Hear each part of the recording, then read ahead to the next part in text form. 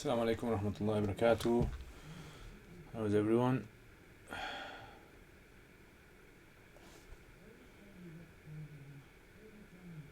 Is everyone okay? Let's just see how this is working, see if you guys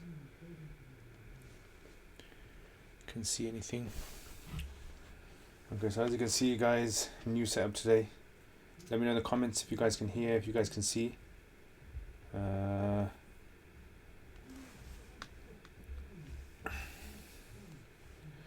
Wa alaikum assalam. Someone, MP, yo, Sheikh Alim Ar-Rahman. Wa alaikum assalam wa rahmatullahi wa barakatuh. Okay, so alhamdulillah, looks like we're on. So let's get the chat box up. See if we can get the chat box. So as you can see, what do you guys think of this new setup? You guys like this new setup? You think this new setup is good? Like the old one?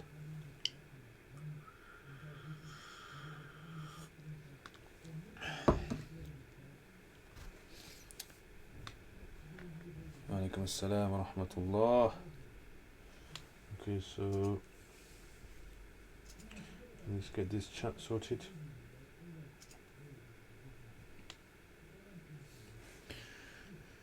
Wa alaikum assalam wa rahmatullah. Hamza S. MashaAllah. Okay, I'm just setting this the chat up. See if I can get the chat in. Okay, so is the sound working, guys? Wa alaikum assalam, Kamran. Sheikh Al-Alim, nice dress, Jazakallah khair.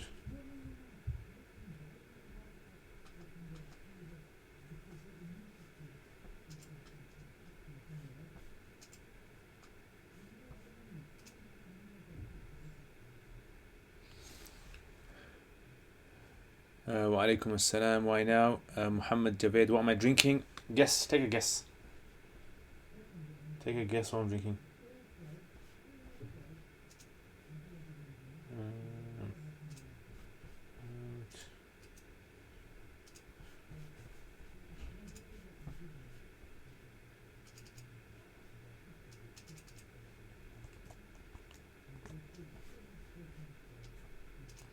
Okay, that should do it.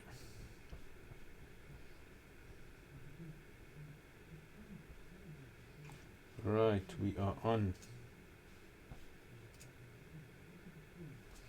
Excellent. Alright, so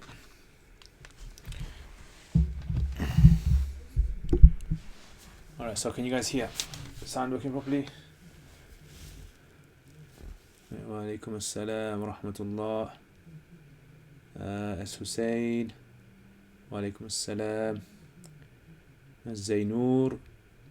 Wa alaikum assalam, Muhammad Khan. It's not chai, it's actually water with warm water or hot water with honey. Hot water with honey. My throat was I had a talk just now. Have any guys seen it? So my throat's a bit hurting, so I thought, you know what, I'm gonna have some honey. Not apple cider vinegar, no. Making warm water with black seed oil. I actually drank that in the morning. If you find something, maybe a leaflet through the post.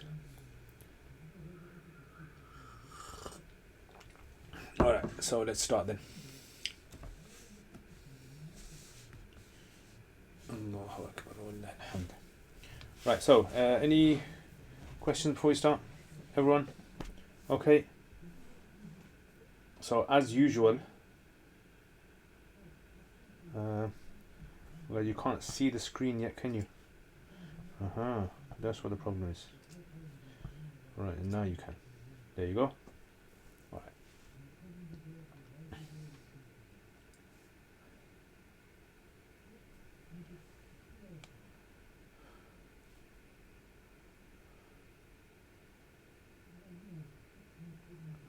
Alright, so let's start with your questions then. So this should come on the screen now anyway. Should be able to see it.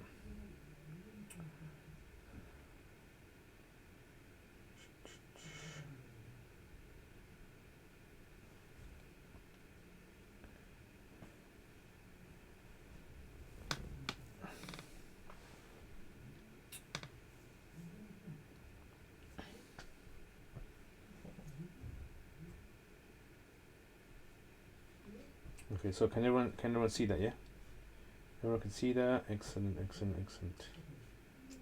All right, so.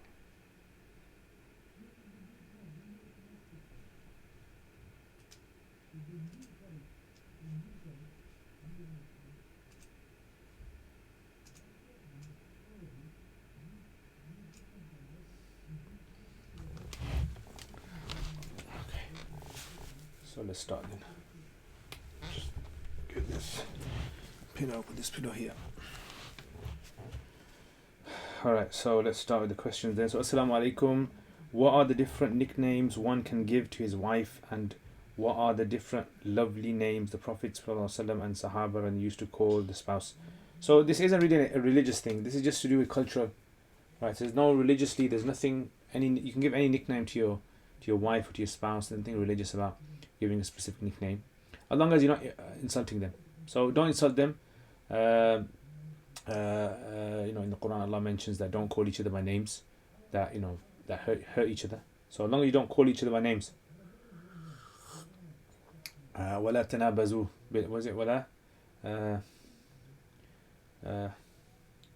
don't call each other by names. For the verse, Surah Al-Hujurat. So yeah, so any names you can call, there's no specific name that you have to kind of call them by. Yeah, there's like anything that's sort of religious that you have to call them by. Aisha radiallahu anha was sometimes called Aish, short for Aisha, Aish. And some narrations, although some scholars have talked about the narration, have mentioned things like Humayra. Yeah, Humayra, he called her Humayra. Okay, dear Ustad, please can you tell me if games of dice such as Ludo is haram? I've heard different opinions. Please, if you can tell me the ruling. So I've mentioned this many times before. So the ruling basically is that classically games were considered to be according to the society.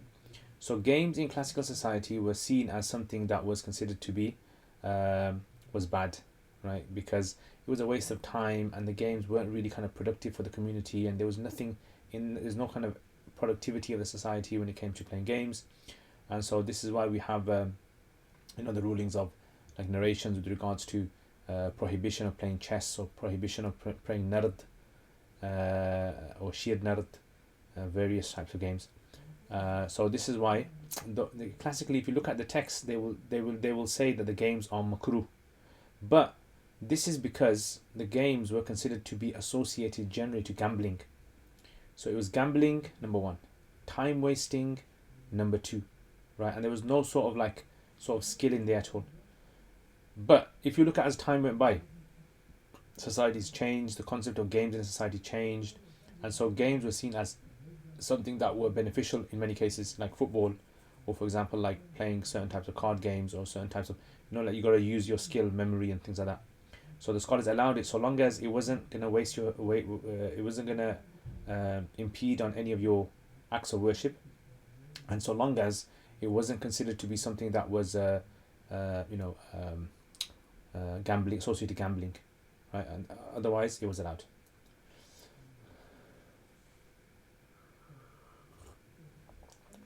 All right, next question. Salams, if your 17 lessons rules were used for 80% of Quranic words, and it gives a link of Kalamullah, would that mean that you will know all 17 rules for 80% of the Quranic words? I mean, when they say that a person will understand the rules, right? What we mean is the major rules. When it comes to the major rules of Arabic grammar, you'll understand those.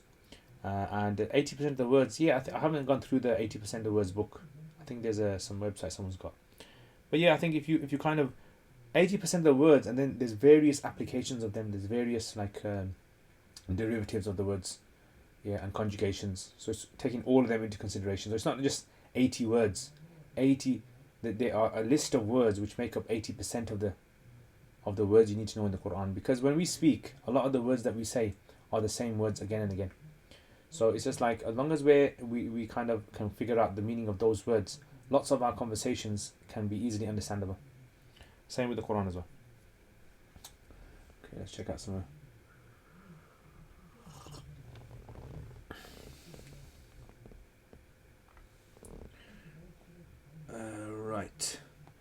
you find something, maybe a leaflet. Okay, if you find something, maybe a leaflet through the post or paper on the floor with some Quranic verses or Allah's names on them, what should you do with the scenario? So those verses and things, cut them out and burn them. Cut them out, burn them, and just put the ashes in a clean place. Angela Smith, Ahlan wa Sahlan. Hey Hussein, wa alaikum assalam wa rahmatullah. Kamran, is there a way you can get rid of them? Yes. Okay, Sheikh Ali, I'm new to your channel, watching since a month. Jazakallah for doing so many series and enriching us. If you want to learn Arabic from your channel, what series sequence we need to do? If you want to learn Arabic and you haven't learned it before, in the link below, there's a link for Quranic Arabic 17 lessons. Right, so Quranic Arabic 17 lessons. So Quranic Arabic 17 lessons is a specific course which in 17 lessons you'll understand a lot of the major rules related to the Quran. Yeah, so a lot of the major rules related to the Quran, you learn them. So in the link below, there's an email there. If you contact that email there, then inshallah you're going to get it's £50 for the entire course. Once you join that, then inshallah you're going to understand, and then after that you can do the other courses on there inshallah. And there's many follow-up lessons as well.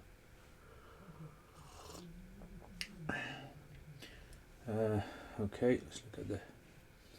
Okay, Hamza S. Did you study Hadith under Sheikh Abdul Halim al-Nu'mani? I studied Nukhbat al-Fikr under him. So I studied Nukhbat al-Fikr from Sheikh Abdul Rauf Ghaznavi, and then I also studied it privately from Sheikh Abdul Halim Chisti in his house. Actually, I studied in his house. His house was next to a mosque. He was the Imam of a mosque, so I studied in there. Balari Ahmad, wa alaikum assalam wa rahmatullahi wa barakatuh. Amin, jazakallah khair, brother. S Khan, wa alaikum assalam. Hope everyone is well. YouTube sanitizer. Okay. Have you ever considered changing madhhab? Not really. No, I haven't really kind of. I mean, I'm happy with the Hanafi madhhab. Hanafi madhhab for me is a very strong madhhab. Its usul, its methodology is a very, very practical. It's a very sound, logical method. It's a lot to do with strong reasoning. The Hanafi madhhab is. So this is why I prefer the Hanafi madhhab. Shafi madhhab is more to do with understanding and application of hadith in a specific way. Maliki madhhab is more to do with the tradition of the people of Medina. Hanbali madhhab is more of like a hadith, more than Shafi. It's a hadith approach. Big Mo, alaikum assalam wa rahmatullahi wa barakatuh. Faris, assalamu alaikum wa rahmatullahi wa barakatuh. Okay.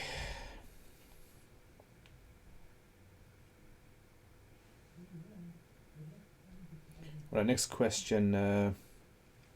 Have you thought of making your 17 lessons more global? I don't think the course is appreciated as much as it should. It's so much better than Medina video series. Thank you very much for making videos.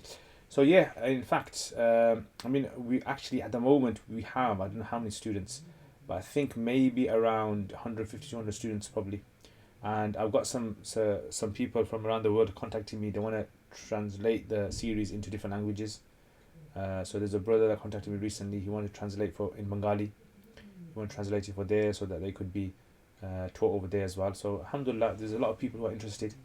And yeah, definitely, I think the aim of the whole course was how can I make understanding the Quran as easy as possible for everyone. That was the main kind of the aim of the course. How can I make the Quran as easy as possible? If I can make the Quran as easy as possible for people to understand, I believe I have achieved my mission. And so that's what the aim is. So alhamdulillah, lots of people have benefited from this course. I've taught it on site. I mean, altogether, if online, I don't know if online, I've been teaching this course for quite a few years now, but it kind of really took off since a year ago. And mashallah, it's kind of I've got TAs now as well that are helping with all the work. I probably altogether might be about, I don't know, maybe 500, 600, maybe 700 students altogether I've had of this course. Maybe even more. I don't know. Loads of students. But yeah, lots of people have benefited. So if you are interested in the course and you want to learn about the Quran and you want to be able to understand the Quran on your own, this course is excellent for you. Right? Trust me. We've had students who are male, female, elderly, young, yeah, all sorts of people who are learning, blind even. one student who's also blind completing the course as well. Imagine that, not being able to see, and some others who have other disabilities, but alhamdulillah they're doing the course, and it just shows you how many people are keen on learning the Quran. So if you are interested, then the link, email, and the link below. Okay, next question. Let's check out.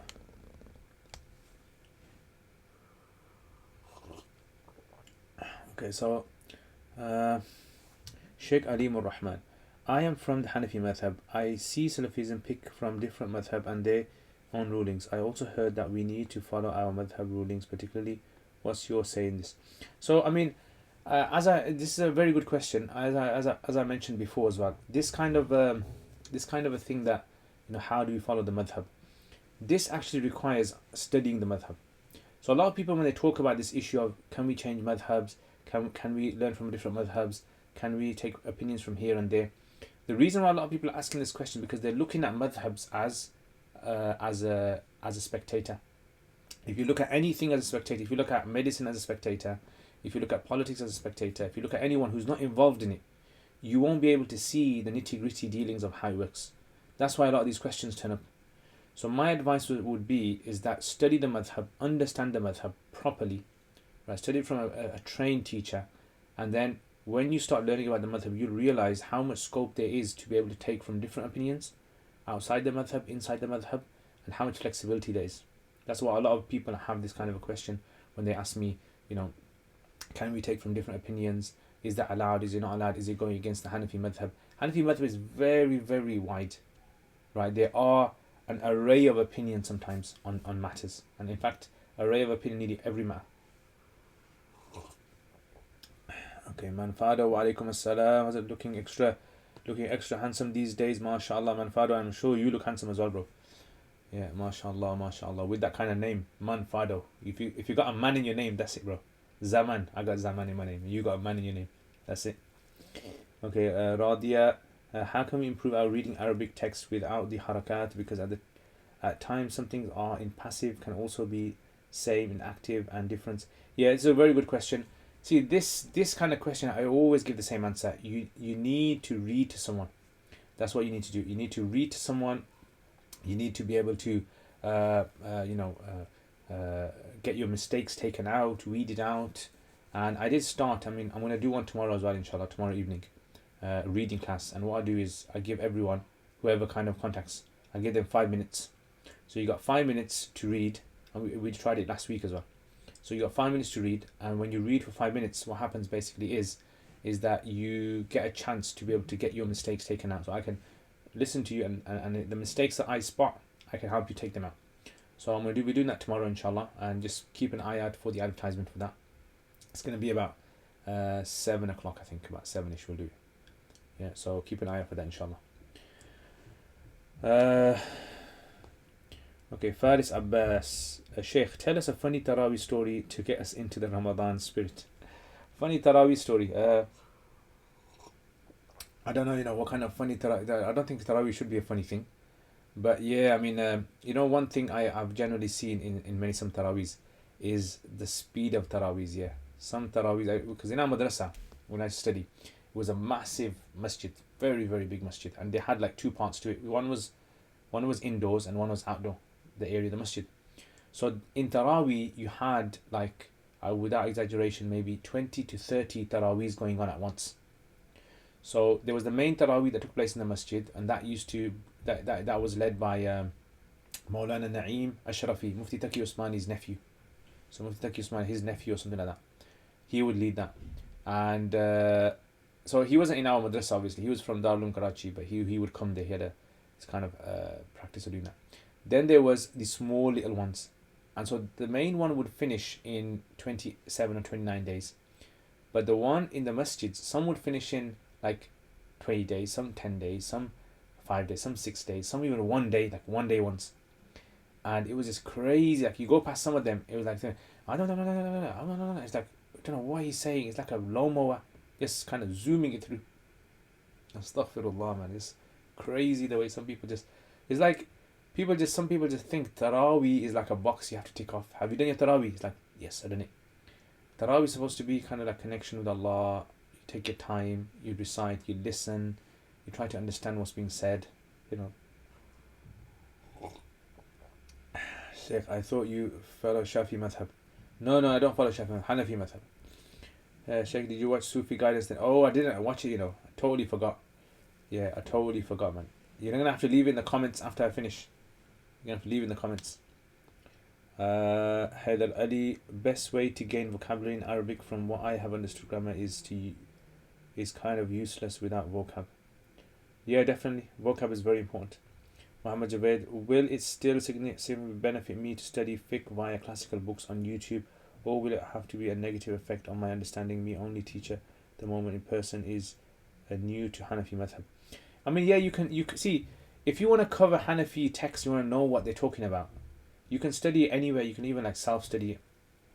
But if you want to gain the like kind of mechanics of Hanafi fiqh, how they think, you have to study it from someone. 100% you have to study it. Otherwise you can't gain it. So the mechanics of fiqh need to be studied from someone, because the discussions, because what he's going to do, the expert, when he teaches you, he's going to be he's not just going to be telling you what the masla says. He's going to be actually like provoking you to think. He's going to throw questions at you. He's going to make you think about things. So it's going to be very, very, powerful sort of like discussions that are going to take place. Does that make sense? So it's like, you have to kind of think a lot. I don't know. Is the sound okay? You guys hearing it well? So with this new position, it's like, I can't even tell if you guys are hearing. Is the light okay? Should I put it a bit brighter?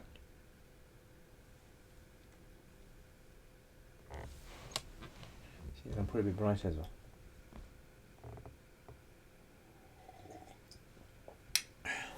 Okay, next question. I've read that one's family relatives from the usul and furu, meaning from the ascendants and descendants, cannot serve as witness for one in court. But what if they are the only witnesses who actually witness the act or contract, etc.? And how is that a father can witness to his daughter's nikah? Yeah, so this is a good question. In other words, witnessing in Hanafi fiqh, witnessing are 4 types. You have 4 types of witnessing.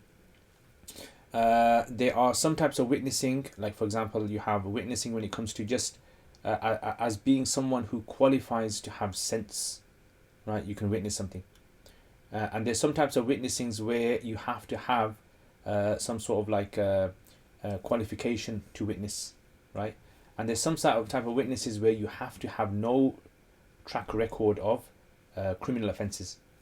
So there are several types of witnessing that you have in fiqh. So for example, like you have witnessing of the month of Ramadan. So to witness the moon, like to see the moon and go to the authorities and inform them that you've seen the moon, you don't really need to have anything else except to believe in Allah. As long as you believe in Allah, that's the only thing that you need, right? So this is the witnessing where you only need to have belief in Allah. Number 2, when it comes to something like childbirth, then the midwife can actually suffer. But that's the only way a midwife is allowed. No man is allowed to witness that, right? Because obviously, child being born, no other foreign men are supposed to be there. Number 3, you have some witnessing where you have ilzam that takes place, right? So sorry, you have some types of witnessing which are to do with mu'amalat, meaning dealings with other people. In that case, like nikah, in that all you need to be is someone who qualifies for witnessing. You have to be ahlan lin nikah. Yeah, ahl. So as long as you're ahl, even if you got a bad track record, if you're a drug dealer, if you've been put in prison 100 times, doesn't matter.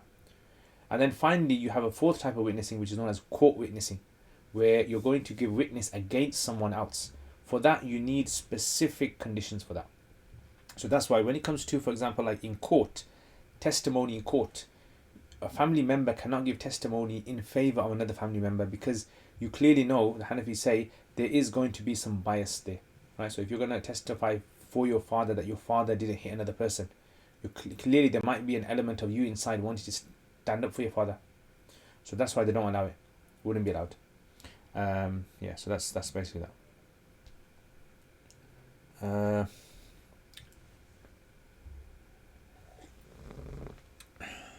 Okay, next. Amina Ijaz, there are over 200 students studying online at the moment, and we have so many kids as well. Yeah, so Sister Amina, mashallah, Amina. Sister Amina, mashallah, is one of our TAs, and she runs the lady side. So those are the ladies who want to study will contact her, and she'll be able to help them with all of the things. Yeah, so I mean, we've got TAs on the brother side, TAs on the sister side. Sheikh Alim Ar-Rahman, a controversial question. Heard that awliya of Allah can do karamat, but few deny all this. What's to say that on this in the Hanafi Madhhab about Sufism, and is there being a presence in different places at the same time? So when it comes to karamat, first of all, what we have to understand is, look, this world that we live in, this world is governed by laws that we don't understand fully. Alright, so there are many laws in this universe that we don't understand. All the laws that we try to think we understand are all based upon our limited senses. Right, so we kind of learn laws. So we learn that light, travels at the speed of light, and we learn that the earth spins, and we learn that gravity, and we learn, so all these laws that we learn in physics and chemistry and biology, these are all laws based upon our observations, and we could be wrong, we could be very wrong, but for us it works for us. So that's why, for example, like let's say for instance there's a person, and this person is observing that the sun always rises and sets, then for that person they can live their entire life believing that the sun rises and sets, right, without even having a problem. But now let's say for example someone goes outside of the earth and observes all of this and comes out with another conclusion and says, no, actually the earth spins, and that's what makes it look as though the sun is rising and setting. Now if that person comes out with this and says to this person, well, you were wrong, right, well, that's it, that person's proven wrong. So in other words, his entire life he's been thinking that the sun rises and sets on its own. This is something that has been proven wrong by this other man's observations. So that's why observations can be broken by other observations. In reality, how do things work in the universe in reality? Only Allah knows that. So this is why when we talk about miracles, the definition of miracle is khariqun lil ada. So a miracle does not mean something which is amazing. It just simply means where the norms are broken. Right, the norms are broken. So for example, normally the way we travel is we believe you can't travel faster than the speed of light. But is that true? Is that 100% true? No one disagrees. It's absolutely true. Not necessarily. It's a theory. It could be possible that we might find out in 100 years' time that there is a speed faster than the speed of light. And so therefore, when we discuss these kind of things, we realize that karamat and miracles that occur, or karamat, these are things that can possibly happen. It is possible for a person to be able to travel from one place to another in a very short time. Not a problem. Just like in the Quran, Allah mentions about Khadir alayhi salam. So Khadir, there are the three incidents that take place in Surah Al-Kahf. So these three incidents that take place about Khadir alayhi salam, these are, many of the Mufassir have mentioned, are from Karamat. In other words, he had this ability, Allah had given this ability, he could see reality.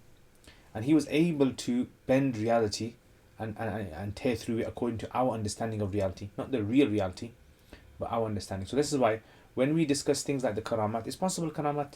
But the thing is, people can abuse this. People might say, oh, I've got karamat and I've got these miracles and I can do this. And like magicians have always tried to do, and the Dajjal is going to try to do this as well.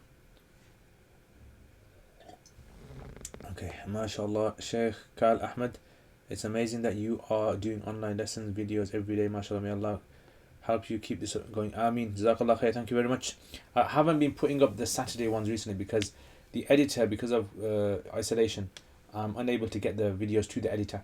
So I've tried to upload them, but he's unable to send them back to me. So he's got them ready. Only problem is he lives quite far from me, so he can't able to get them to him. But what I've told him is, if he in some way, if once he gets a few ready, if he can get them sent to me. He can't upload them for some reason. I don't know, something's wrong with his system. But yeah, once he gets them, then the Saturday ones and the Quran series, they're going to be put up as well, inshallah. The student 17 lessons day challenge. Yes, one student's doing a 17 lesson. So you can check all of the progress of our students on our social media. So we've got Facebook, Roots of Knowledge, Facebook, Roots of Knowledge, Twitter, Roots of Knowledge, Instagram as well. So you can check up regular updates. The TAs are putting up regular information about the students' progress and those who are recently just qualified from there. Valerie Dilian, Subhanallah, Palari Ahmed. In my family, we never ever heard any sect or something like Sunni Shia, but when I went to college, I came across these sects, but I don't believe any sect. I just believe in Muslim. Is that okay? Yes, alhamdulillah. As long as you believe in Muslim, you believe in Allah, you believe in the Day of Judgment, inshallah, you believe the Prophet ﷺ, the last Prophet, that's enough. Muhammad Khan, you're welcome. Jazakumullah khair. Idris Shah, wa alaikum assalam wa rahmatullahi wa barakatuh. Is it better to recite Hamdan Kathiran Tayyib Margan Fi in Qawm or not? Yes, it's good. You should recite it. Definitely. You know, all these adhkar, dhikrs in Salat are very good. As much as you can, try to recite them. Big Mo Sheikh, can I study a bit of the Maliki and Hanbali Madhhab? Yes, why not? Why a bit? Study a lot of it. Definitely, I would encourage people to. The more you study, the more you're going to have a better understanding of the deen. Hamza S, how did you find Ifadatul Anwar compared to Nur al Anwar?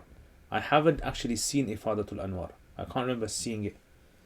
I mean, the Matn Manar, I don't think Matn Manar is a very important book, personally. Matn Manar is not a very important book. Sarakhsi is a very, very important book. Jassas, Usul al-Jassas is a very important book. Usul al-Karkhi is a very important book. But Manar, as long as you study like the Matn Manar, you understand it. Nur Anwar is not really an important book as well. The idea is to try and understand application of Usul al-Fiqh. And there's many shuruhat on Nur Anwar that you can get. There's, I've probably counted maybe over 10, 15 you can get. And I've seen some of them. I go through some of them. But the thing is, it's like you don't want it to kind of like just become someone who's fascinated with just covering as many commentaries. Like, you get some of those guys who did Ajurumiyah and then they want to like do like all 15, 20 commentaries of Ajurumiyah. They want to have covered everything. It's not necessary. It's a waste of time. Personally, I think it's a waste of time. Okay. So saying, do you think jinns get infections and illnesses like coronavirus? Yes, definitely. Yeah, definitely. If you think about it, if humans have been created and their bodies are deteriorating all the time, and they are weak, it shows that other creatures are also weak as well, animals. And if jinns are creatures, then jinns will also get weak as well. They'll also have problems as well. Yeah, injuries, harms. Yeah, definitely, without a doubt. And the Quran mentions about Kunna Tara'iqa Qidada. Allah says about them, we are of different types. The jinns are of different types. So definitely, yeah, they would have illnesses. They would have an education system. They would have families. They would have a communication method. They would have some governance as well. They would have authorities. Just like, sometimes we think that jinns are just living randomly without any authority. No, they've got laws that they have to abide by. Faris Abbas, what football team do you support, Sheikh? I don't really support a football team. I used to support a long time ago Manchester United, many years ago. First I supported, I remember in 1990, I think it was 1997 or 1998 when Aston Villa won, I supported Aston Villa. Then what happened was I shifted to Manchester United, and then when I went to Madrasa, I just totally forgot about it. Muhammad Javed, Jazakallah khair, that was satisfying answer, Jazakallah khair. Quiet echo, was Imam Nawawi an Ash'ari? So Imam Nawawi, yes. Imam Nawawi, according to his biography, he was Ash'ari. Yeah. Okay, let's check some questions here. How many expiations are due when breaking same oath more than once? Do breaking the oath once nullify the oath completely? Yeah, so when it comes to breaking an oath, if a person breaks an oath, then the breaking of the oath results in a kafara, expiation. Now, if a person has not given expiation and he breaks the oath again, if it's like a multiple oath, like if a person says, every time I do this, by Allah, every time I let's say eat doner kebab, I'm going to give £10 to the mosque. So every time he eats it, he has to give £10. Yeah, he'd have to give it. Okay. That's to do with a vow. If it's an oath, like for example, if I say, Wallahi, I'm not gonna do this, right? And he breaks his oath, then he would have to. That only would require one. Okay, assalamu alaikum. Since blood is not considered mal, and it can't be bought or sold, then how do we justify blood being sold or bought? So, blood is not supposed to be bought and sold. So I don't know who's buying and selling blood. It's not supposed to be. Also, is it allowed to donate blood when there is a blood drive in your community? Yes, definitely you can donate, but you can't buy and sell blood. Not allowed to. Assalamu alaikum. Is it allowed to give zakat to organization collecting money to make food packages for people during COVID crisis? Yes, you can. Yeah, so you can. People who are in need, eligible, and can't get access to their funds, their money, then they are zakat eligible. So you can give them food packages, and that food packages can be given as part of zakat as well, as long as it's given to Muslims. Okay. Okay, let's check out some questions here.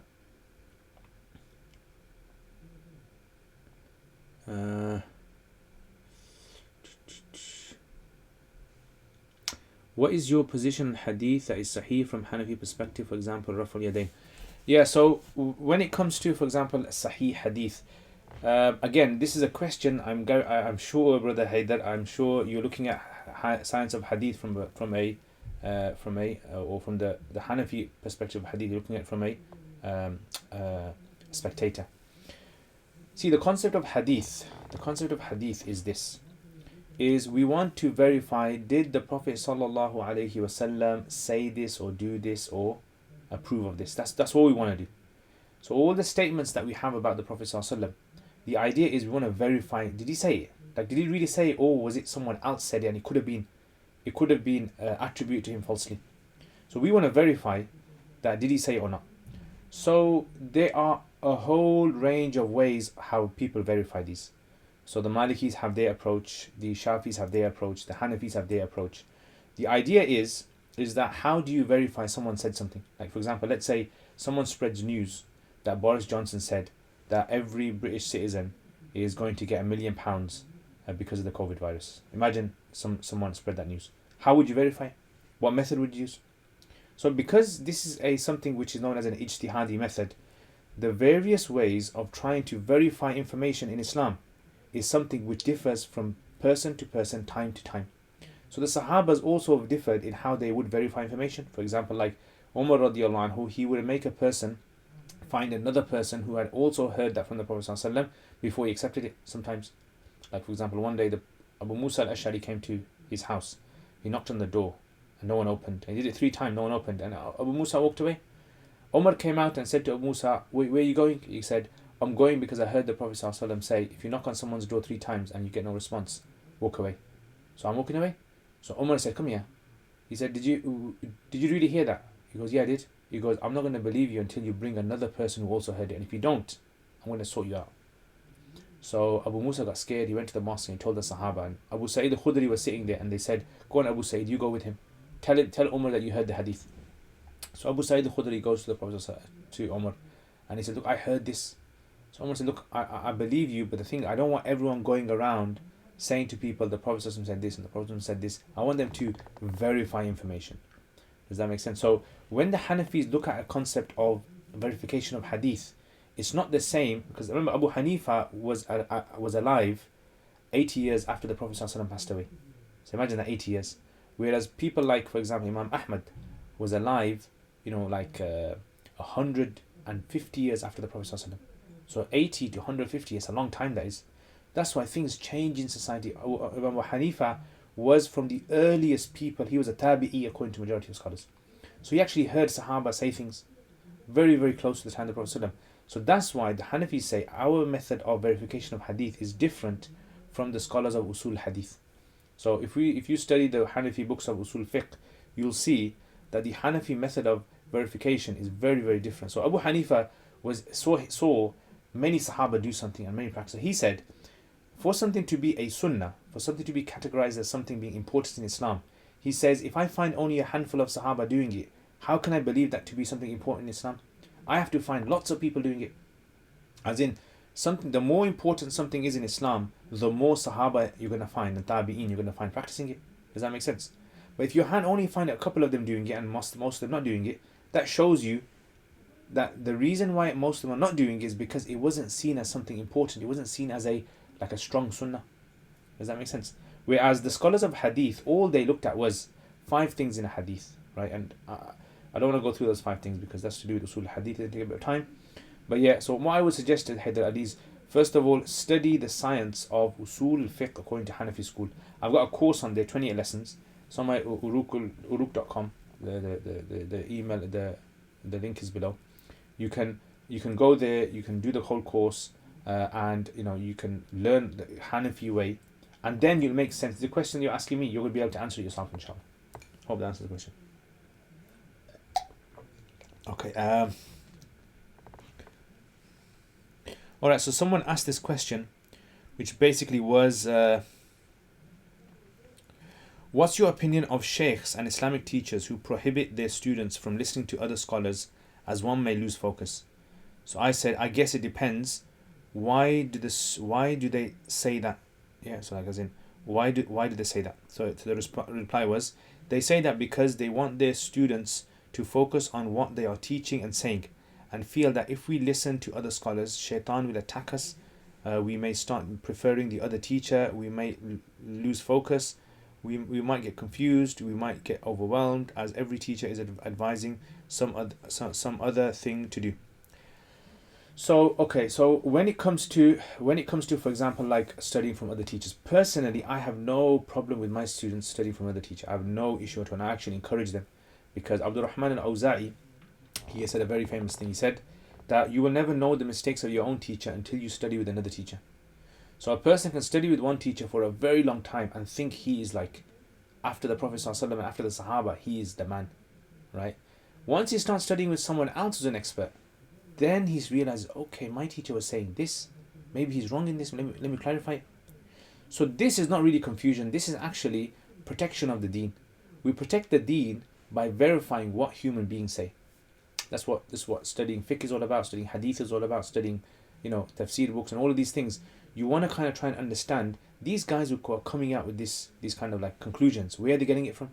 Is it something valid? How far is it from the Sharia? So a lot of you guys, for example, when you want to learn about the deen, you guys are looking at it from I always say, a spectator's view. It's like watching a football match, things going on. You can't really tell exactly what's going through the minds of these people unless you're like them. So the same thing, I would say, look, if a person is going to study by someone and the teacher really fears that this student is getting very confused by all these different thoughts, sometimes studying by one teacher is getting confused and another teacher, then I would advise that students should stick to one teacher, finish the science, and then if he wants to move to the other teacher, go to the other teacher. But at one time, studying from multiple teachers might be very harmful to him. So you'll look at the situation. Yeah, not everyone is the same. Some people can actually study from multiple teachers at the same time. Yeah. We used to have this in madrasa as well, where, for example, a student would actually study from, let's say, multiple teachers, and because in madrasa you had different teachers, so some teachers would have one view on something, another teacher another view, and sometimes it was very famous in the madrasa that there were several teachers who used to disagree with one another on certain views, and that was the beauty of studying from different teachers, where you can appreciate the difference of opinion. It gives you this wus'at, it gives you this kind of flexibility in being able to appreciate the deen more. Okay, Muhammad Uddin, you have a critical study of shirk behind you. I've read it before, somewhat interesting. Is that Usul Thalatha as well? Yeah, this was actually a gift. It's actually, I haven't read it. It's just in my collection. So I have all sorts of books, by the way. Yeah, I don't really kind of restrict one book from another book. And I think someone who has studied a lot, someone who has studied a great deal, a good amount, should study various different types of books, scholars, and their thinking process. Because sometimes what happens is we hear someone say to us, you know what, don't study from this guy, don't read his books, they're deviating books. But then that isn't that what Quraysh was saying to their people about the Prophet ﷺ? Don't listen to him, you'll get deviated and things like that. So why is that different from what they're saying then? So therefore, when we have, I believe, when you have a student who studied at a certain level, you should encourage him to read other books. Read, even if it's deviant groups or if it's a deviant individual, read their books, understand where they're coming from, understand their logic. So that tomorrow, if someone asks you, why do you differ with this particular individual? Like, for example, I remember the first time I read Satanic Verses, which was by Salman Rushdie. I heard lots of people say this book should be burnt and no one should read it. And I thought to myself, well, let me read what's inside of it, because if someone asks me tomorrow, why is this book wrong? I can't just say it's deviant because someone told me it's deviant. I have to know myself. So I read it, I went through it, but then I realized what the problems of the book were. So this is why I personally think that this is something that we should also be aware of as well. When we're studying the knowledge of Allah subhanahu wa ta'ala, we should also be aware of what other people are saying, so that we can study the religion without having any doubts in ourselves. All those doubts, we need to clarify them. Because sometimes what happens is someone studies and they have a whole baggage of doubts, but they're just too scared to ask about those doubts. They don't know who to ask, and they keep them like in a closet inside their heart. And then the problem is that might build up so much pressure that one day it just explodes and they realize they can't think to themselves, you know what, I'm just so confused, and they might just leave the fold of Islam or because of those doubts. And having doubts is not a problem, but what you should do is when you have a doubt, you should try to get cleared up. That's what I think. Okay, Sheikh Alim Ar-Rahman, is coming of Jesus alayhi salam in Islam an authentic hadith? I see a few scholars deny this. Yeah, so it's authentic. It's authentic, definitely authentic. Majority of scholars are upon this opinion, and yes, this is something which the majority of scholars throughout history have said. And there's many books that have been written on this, the coming of Isa alayhi salam. And this is something which is found in the major Aqidah works as well. Big Mo, Sheikh, is Hanbali madhhab is quite similar to Shafi madhhab? Yes, it is, definitely, very, because Imam Ahmad was Imam Shafi's student, so there's a lot of overlap in how the process of trying to use evidences to come to a reasoning. Is it true that according to the four madhhabs, Taraweeh prayers on the first night should start with Surah Alaq first rather than Baqarah? I don't know about the four madhhabs, but according to Hanafi madhhab, I never come across any Hanafi madhhab. I'm not sure in the Maliki, Shafi, Hanbali madhhab what they say, but I've never come across that. Muhammad Javed, I don't understand the purpose of the legality of Tariqas, which I'm guessing are madhhab of Tazkiyah in Sharia, please. So what do you mean the legality? You mean is it jaiz or not? Are you saying is it jaiz or how they work? I mean, I've mentioned this before several times, which is basically the idea of the tariqas is simply like a trainer.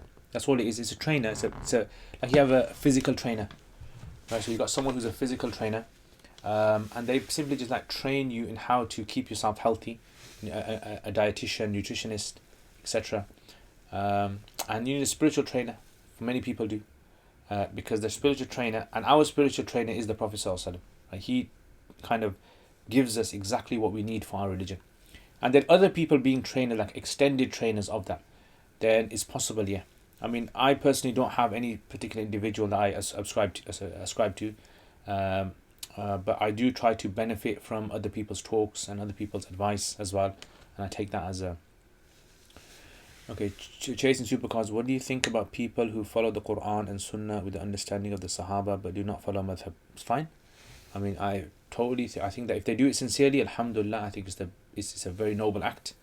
And actually, in fact, there was a scholar called in India once, Maulana Ashraf Ali Tanwi, and he had a student called Maulana Sulaiman Nadawi, and he said to him, so Maulana Sulaiman Nadawi wrote him a letter and said, look, if I follow the Quran and Sunnah according to the way of the Sahaba, and I don't follow the madhabs, am I doing wrong? And he said, if you follow it sincerely, and this is truly, you put your effort in trying to follow it, he says, I believe that Allah will not hold you accountable for that. So yeah, if a person does follow this, alhamdulillah. See, the main thing is we want to become people who get close to Allah, right? And if there's whatever method the Sahaba got close to Allah in, alhamdulillah. Muhammad Javed, please explain so I can find relief in this.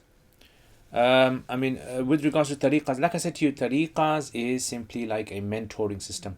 So you have these different mentoring systems that people have developed over the years. It's like an exercise, spiritual exercise that people have developed and said, look, it's like, if you do this for several days, if you do this like this, you'll become more spiritually in line, spiritually healthy. And others found a different way, You can come out with your own way today. I mean, if you found some sort of a way in today's times to come out with some sort of like a spiritually, uplifting, or trying to keep someone motivated, giving them some tips, daily advice, 7 points of making your salat stronger, 7 points of trying to make your fast more beneficial. All of these are just simply tariqas, mentoring tips.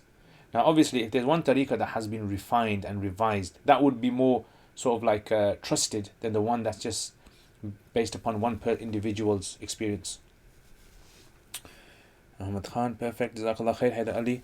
Yes, the Hanbali madhab is almost identical as Aqwal al-Shafi madhab. Shaheen Mia, Salam Ustad. Hope you and family are well. MashaAllah, Shaheen Mia. Hope you are well. Hope you're having a wonderful time lockdown. I mean, a lot of people in the lockdown situation now, aren't they? Can an individual change madhab? Yes, why not? Nothing wrong with changing a madhab. I mean, changing a madhab is not a sin. We're all Muslims, alhamdulillah.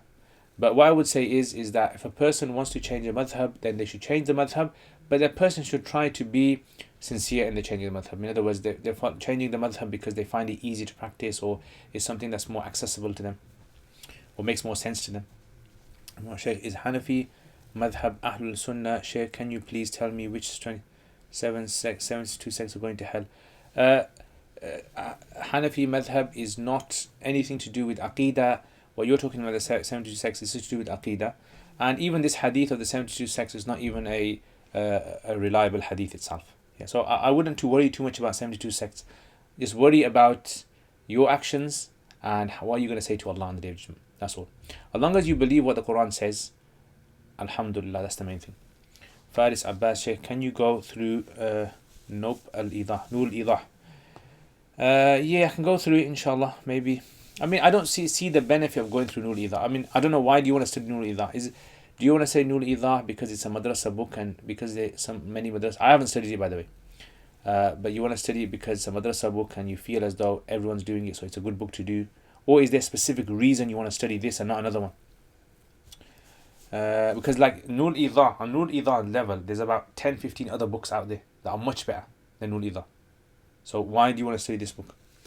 The Prophet's marriage with his cousin Zainab bint Jahsh, version of it sounding like a romantic story. Is there any authenticity in how he has put the story? I mean, the story is in the Quran. What's in the Quran? So the Quran tells us about this, right? Because the Quran, it's as though Allah knew that people are going to cause controversy about this. So the Prophet ﷺ married Zayd, his ex-slave, to Zainab, his cousin. And when they got married, Zainab wasn't happy because he was an ex-slave. She didn't really want to live with an ex-slave. So then Allah told the Prophet ﷺ to when Zayd divorces her, to marry Zainab. And this was like a big taboo in the society because Zayd was considered to be the adopted son of the Prophet ﷺ. It's like you're marrying your adopted son's wife, something like very bad in Arab society.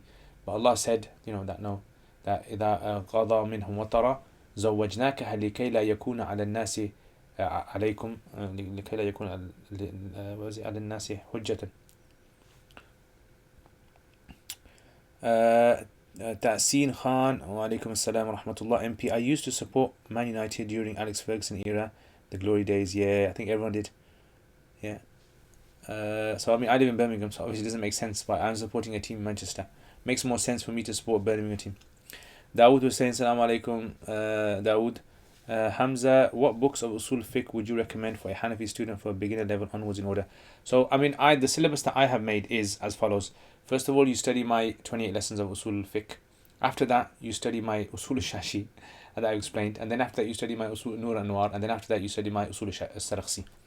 If a person reaches that, I think you kind of really got a very good... If there's 10 steps of Usul Fiqh, I think a person would have reached step number 8 in Usul Fiqh. With application, you need to study it with application. That's the most important thing. And I think once you've done that, then you can do reading of other books on your own.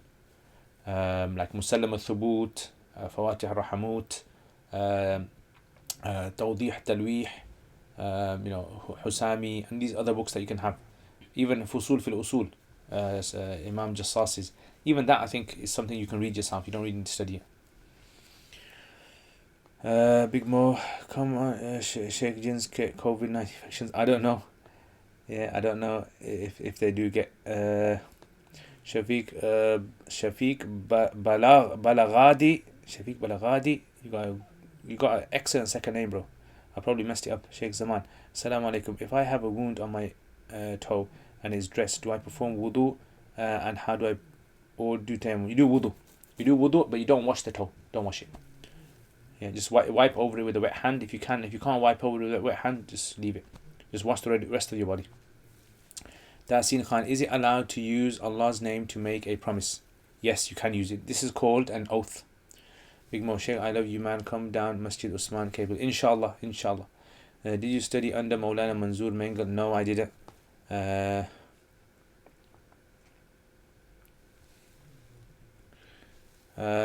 Sheikh Alim Rahman, I see few people kiss the fingers when they hear the Prophet's name out of respect and give narration for claiming authentic. What's your view on this? What's right? What's right? Will it be shirk? So this issue. This is actually mentioned by Imam Ibn Abidin. He mentions this. There's a narration which attributed to Abu Bakr radiallahu anhu, that Abu Bakr, when he used to hear the Prophet's name, he would kiss his hands and he would kiss his eyes, and his thumbs, kiss his eyes. So he's discussed this narration and said that although the narration is weak, as in it's a weak narration, there is a principle in the science of Usul Hadith, which is weak narrations can be practiced so long as a person doesn't believe that they are part of Islam. So for example, like, let's say for example someone let's say out of respect someone kisses the Quran, for example, out of respect. They don't believe kissing the Quran is part of Islam, but it's just out of respect they kiss the Quran, because they see kissing as something respectful. Some communities have this concept of respectful kissing. Or like for example standing up for their elders, they see as respectful. They don't believe it to be part of Islam, then it's okay, it's fine. Personally, I don't kiss my thumbs, but if there are people who do kiss their thumbs, I don't see it as an issue, as long as they don't believe it to be part of Islam or rewarding in Islam. Yeah, that would be the issue, and it wouldn't be shirk. No, shirk. I think people misunderstand shirk. Shirk basically means when a person gives something that is due to Allah, they give it to someone else. Yeah, so something they believe about Allah, they believe it about someone else. That's shirk. That is. Okay. Next. Okay, is there no more questions? Can't seem to see any more questions.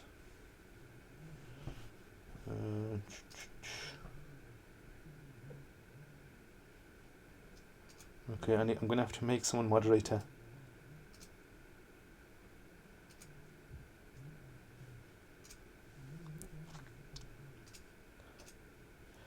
Okay, so let me just make someone.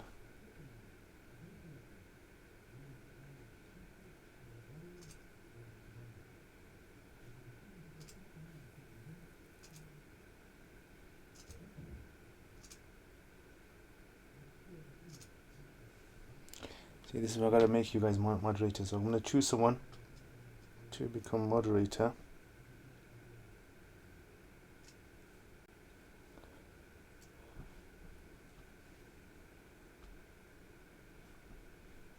Okay, so Sophia, you're gonna become moderator. So anyone who just puts up fuzul things, waste of time, just get rid of them.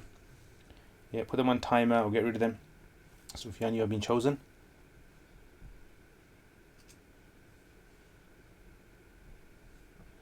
Yeah, this is why we need moderators.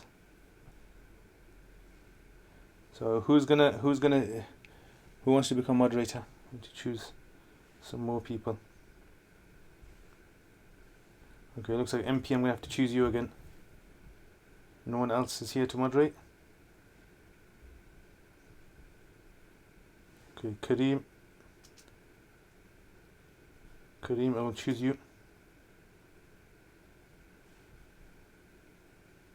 Okay, so deal with them now.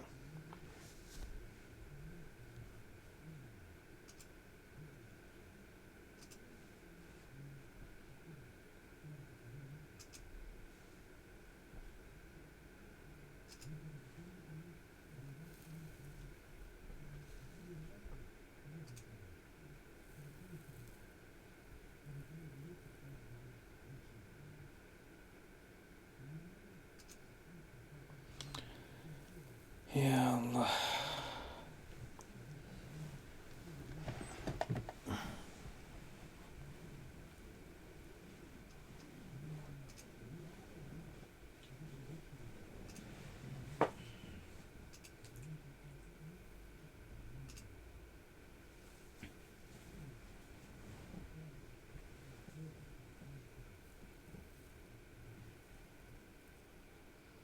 Okay, so guys, do your moderating now.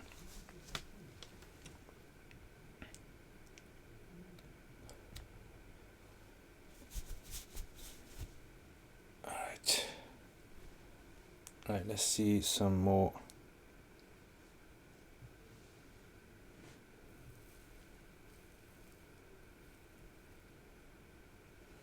Okay, excellent. Jazakallah khair, guys, for becoming moderators. Okay, so let me just check out some more of your questions then.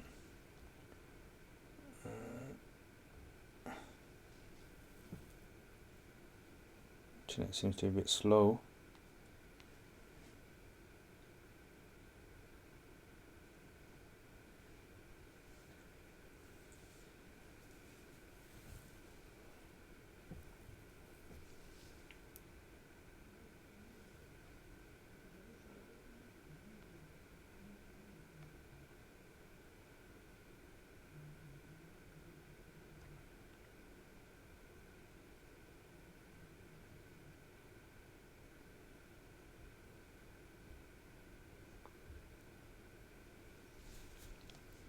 Okay, so let's carry on then. So where were the questions?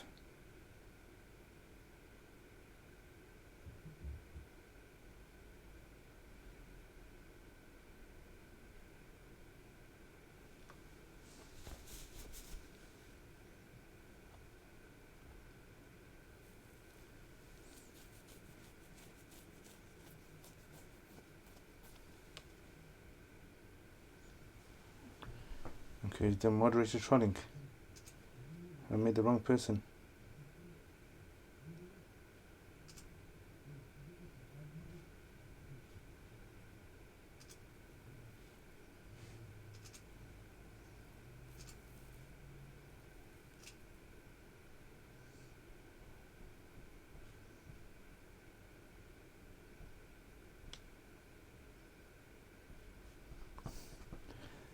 Okay, so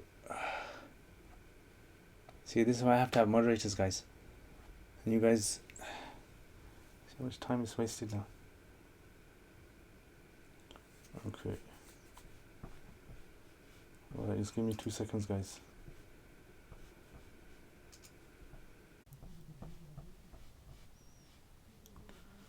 Okay, back.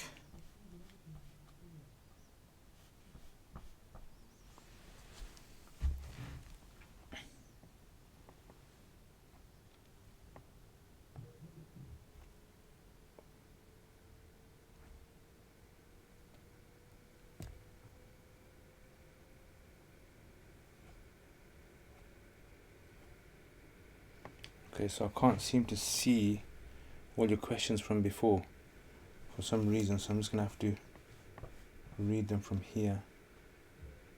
Don't know why they're not coming up.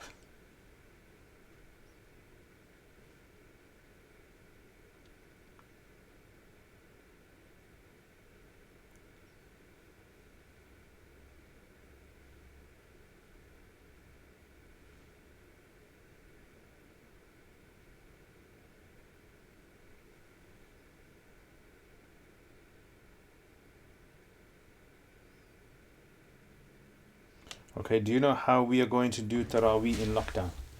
So you just do it on your own. Yeah, if you can do it at home, you do it at home. Otherwise, you do it on your own. And that's it, basically. Okay.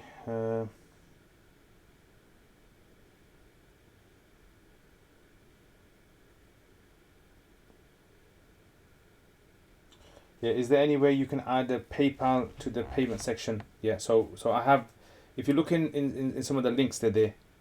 Yeah, I'll try to put it onto the main page. It should be in the main page, it should be there. But if you look in the main sort of like video that I have for the channel, in the description it's there. You'll find it there.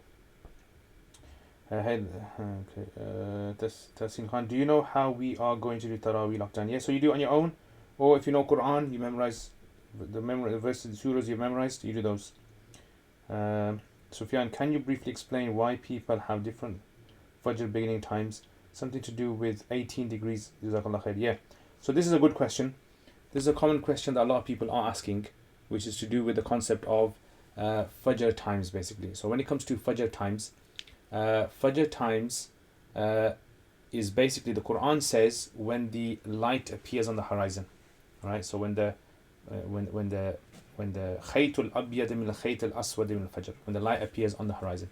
So the light appearing on the horizon, this is a problem that we have, because how do we detect that? So for example, imagine this is the earth and the earth is spinning and the sun rises, and so you see this light on the horizon. That light that you see on the horizon, this is something which is known as the twilight. It's called twilight. So you have three types of twilight. You have astronomical twilight, you have nautical twilight, and you have civil twilight. Now if you want to learn more about this, if you go to my Quduri videos, in my Quduri videos I actually did a whole video showing all this in detail about this issue of the light appearing. So at what point exactly does the light have to appear is exactly to do with the movement of the sun, or obviously if the earth spins. So when the sun is at 18 degrees, so if you imagine the horizon being like this, when the sun is at 18 degrees from the horizon, the bottom of the horizon, right, then this is known as the twilight, right? So this is where, according to some, Fajr start, and some say no, it has to go up 3 more degrees to 15 degrees. So there's a difference of exactly observation of the light on the horizon. At what point do you consider it to be a valid observation? Is at 18 degrees, meaning that the longer you leave it, the more light you're going to see on the horizon, until eventually the sun rises. Does that make sense? So if you check out my YouTube channel, check out the Quduri videos, and I've done it in the section on Salat times. So in Salat times I've done a very detailed explanation of this, so you can check it out over there. Okay. Next question. So I can't see any questions over here.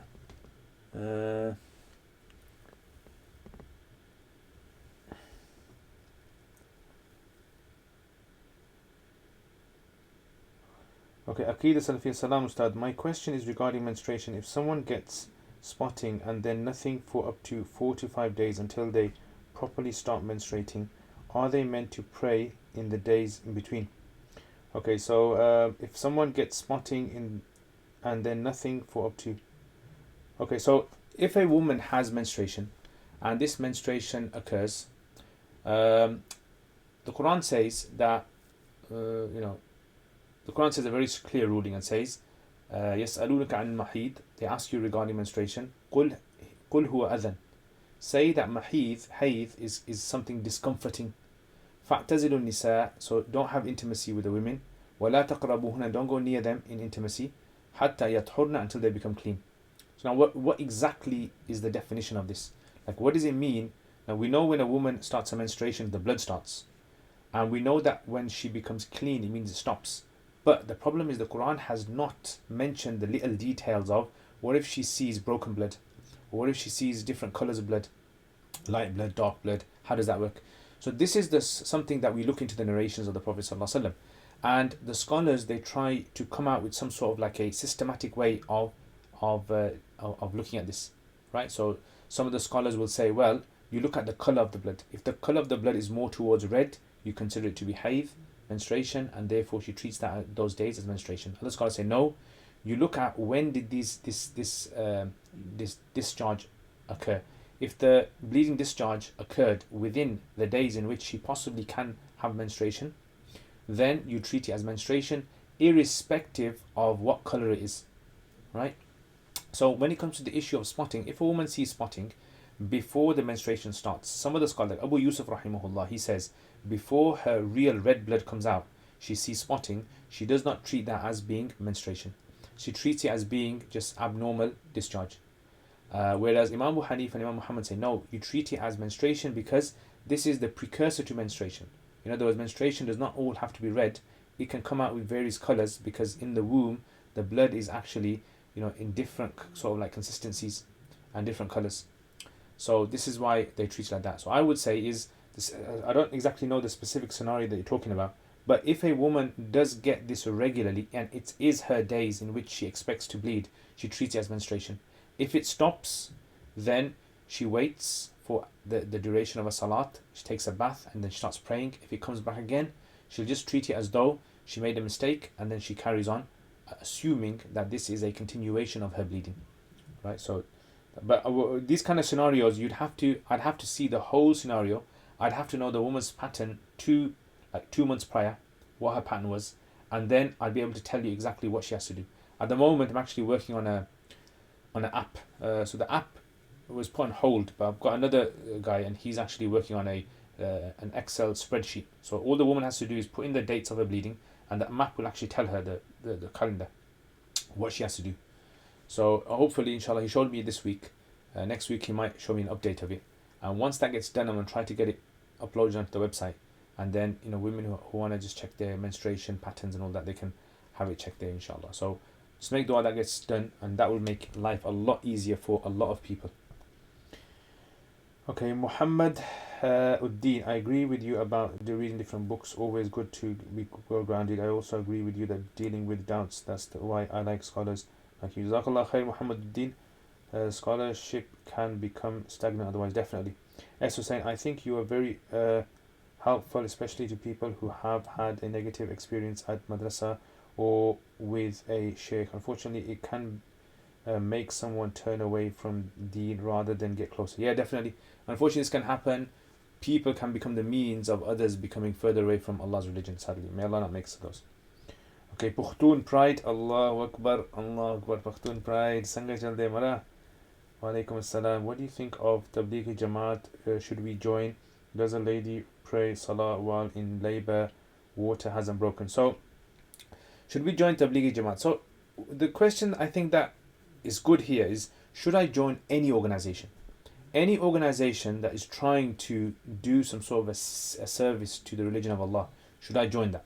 Whether it might be Tablighi Jamaat, whether it might be some tasawwuf sort of a group, or whether it might be some political Islamic group, or whether it might be some educational institute or anything else, should I join them or not? What I would say, the general rule is that, look, as long as scholars that you affiliate with see them as an organization that is generally doing good in the society, like no one has raised any major sort of problems with their approach, then I would say there's nothing wrong with joining them. That's what I would say.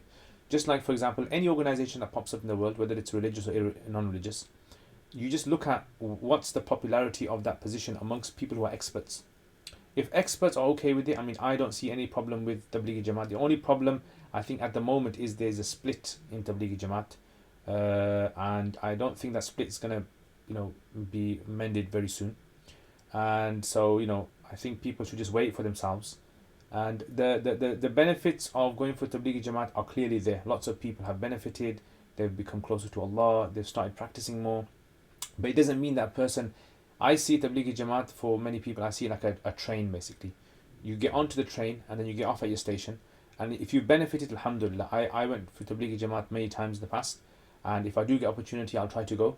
But it's not something which I think that I want to focus my attention on. I'd rather focus my attention on teaching and videos, etc. like that.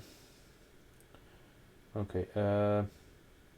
And if a woman's in labor, does she have to pray salat? Yes, salat will be necessary on her, but she doesn't have to pray it. She just does qada later on. Right. So if she's in labor, she wouldn't have to pray in that moment, but she would have to make it up later on. She doesn't pray when the child comes out. Once the child comes out, then she stops praying. Sufyan, what's your opinion on organ donation? There seems to be a split. So my position on organ donation is permissible.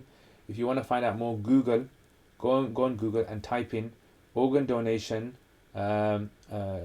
Sheikh Mufti, what's his name? Forgot his name now. Skip my mind.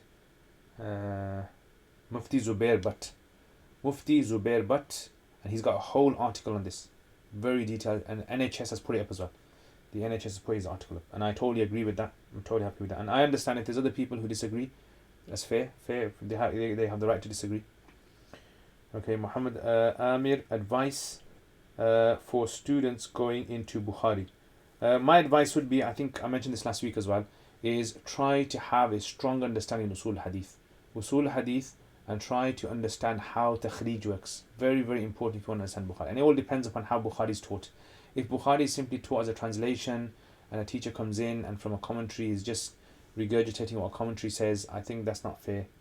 I think the text should be explained, not the meaning of the hadith. Meaning of the hadith you should know from before, from Mishkat or something. But the reason why Bukhari brings this hadith and not another hadith, That's the reason why I think Bukhari is unique.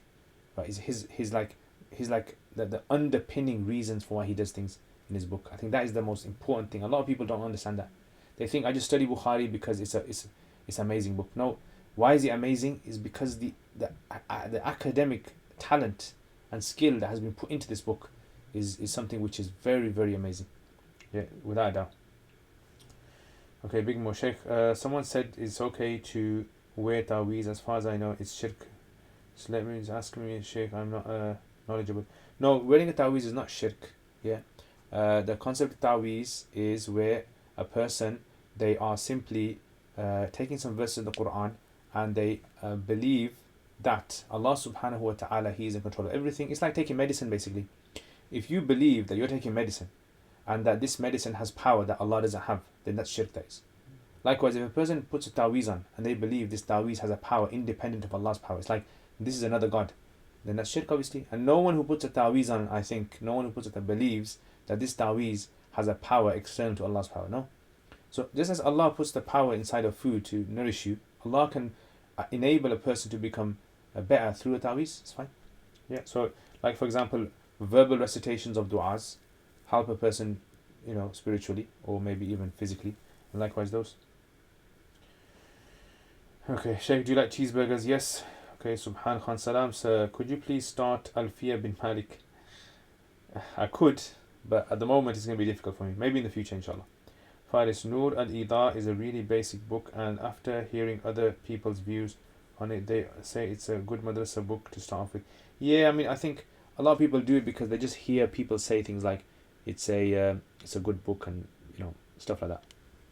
But personally, I think there's other better books that someone can read. Okay, mashallah, so much blocking going on. Okay. Sheikh, can you sing a Urdu or Indian song for me? The one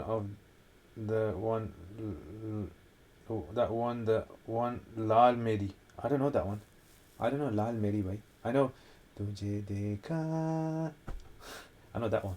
But I don't know all of it. Everyone knows, in school, when you used to do the piano, you used to do like Tujhe Dekha, and then everyone used to go, wow. And that's all you knew. You didn't know the rest of it.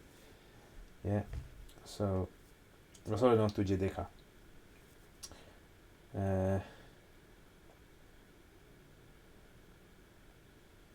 Okay, so this is Ammar Mufti.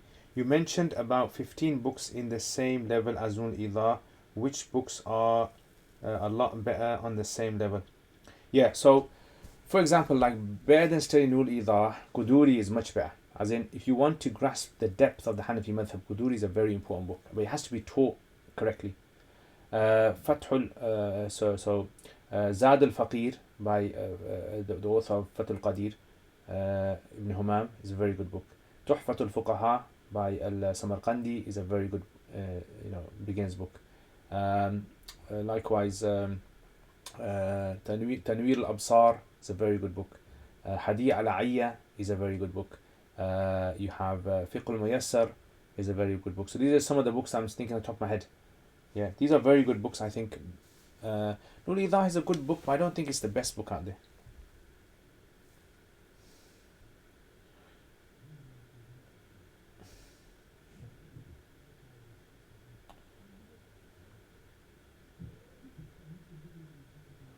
Okay.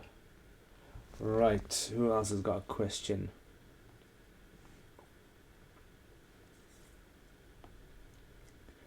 Okay.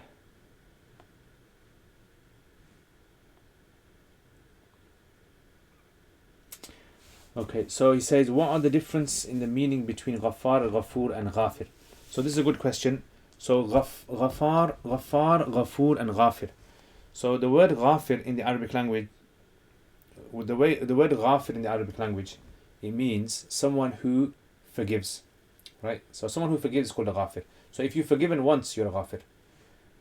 But if you forgive time and time and time and time and time and time and time again, you're a Ghaffar. So Ghaffar means someone who forgives like perpetually, continuously, non-stop, like a factory, like making, like cookies, non-stop, like that. So someone who forgives time is called a Ghaffar. And then someone who forgives all sorts of sins, small, big, minor, is called a ghafoor. Yeah, so this is one of the interpretations some of the scholars have come out with of the differences between ghafir, ghaffar, and ghafoor. Okay, what are the best books on usul fiqh? Best books on usul fiqh, if you want, as in when you say what are the best books on usul fiqh, then what you want to basically, I think you mean, is in the Hanafi madhhab, what is the source? Yeah, like what are the source books, the reference books?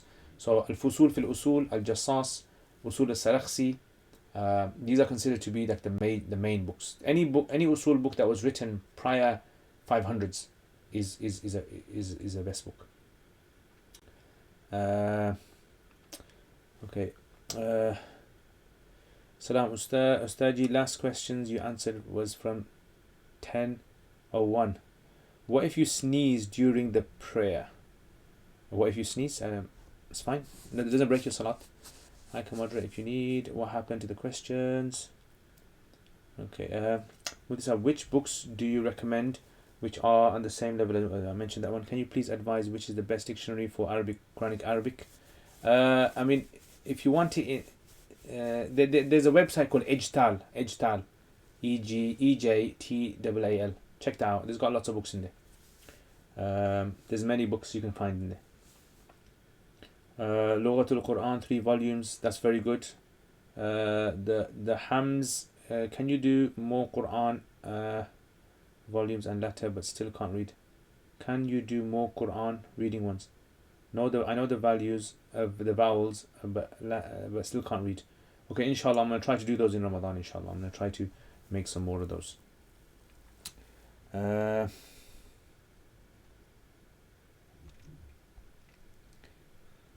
Okay, so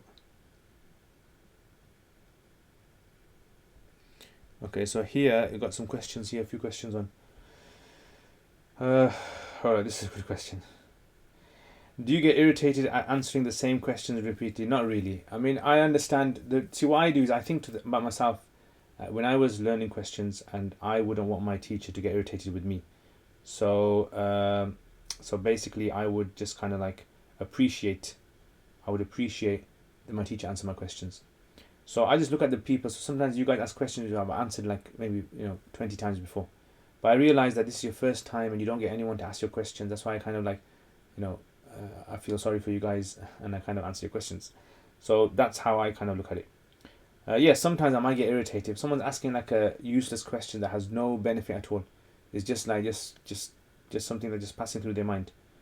Then I might ignore that question. Assalamu alaikum. I teach at madrasa. I had a dream last night that that an anonymous student wrote an email about me which was sent to my own teacher. The student made fun of the way I looked and taught and how I was stern and scolded the students all the time. I am a strict teacher and sometimes I lose my patience. Can you tell me what this dream meant and how I can get a softer nature? Yeah, I think you know what that dream means. Yeah, it's just indicating towards maybe you need to focus more on. Let me tell you about teaching. If you want to teach properly, right, there's 2 things that you must have when you're teaching, right, which I think are important in every single teacher. Number 1 is a teacher must know the subject they're teaching thoroughly. You must know it thoroughly. If you don't know your subject thoroughly, you will get irritated in class. Because people will ask you questions, you're not prepared for it, it puts you on the spot and you feel embarrassed. Right? And you should always be thoroughly researched about the subject you're studying, the topic, read inside, outside, look at all the questions about it, have it fully covered. Then when you teach, you're going to feel more relaxed. Any question you're asked, you're going to be able to answer the question without feeling discomfort. That's the first thing. The second thing is that you need to make the lesson student-centric rather than teacher-centric. Don't try to teach it the way you want to teach it. Try to teach it in the way that is going to be most beneficial for the students. So a lot of times what happens is a teacher will come in, they'll teach their lesson and they'll assume that my way of teaching is the best way of teaching, and whether you guys understand it or not.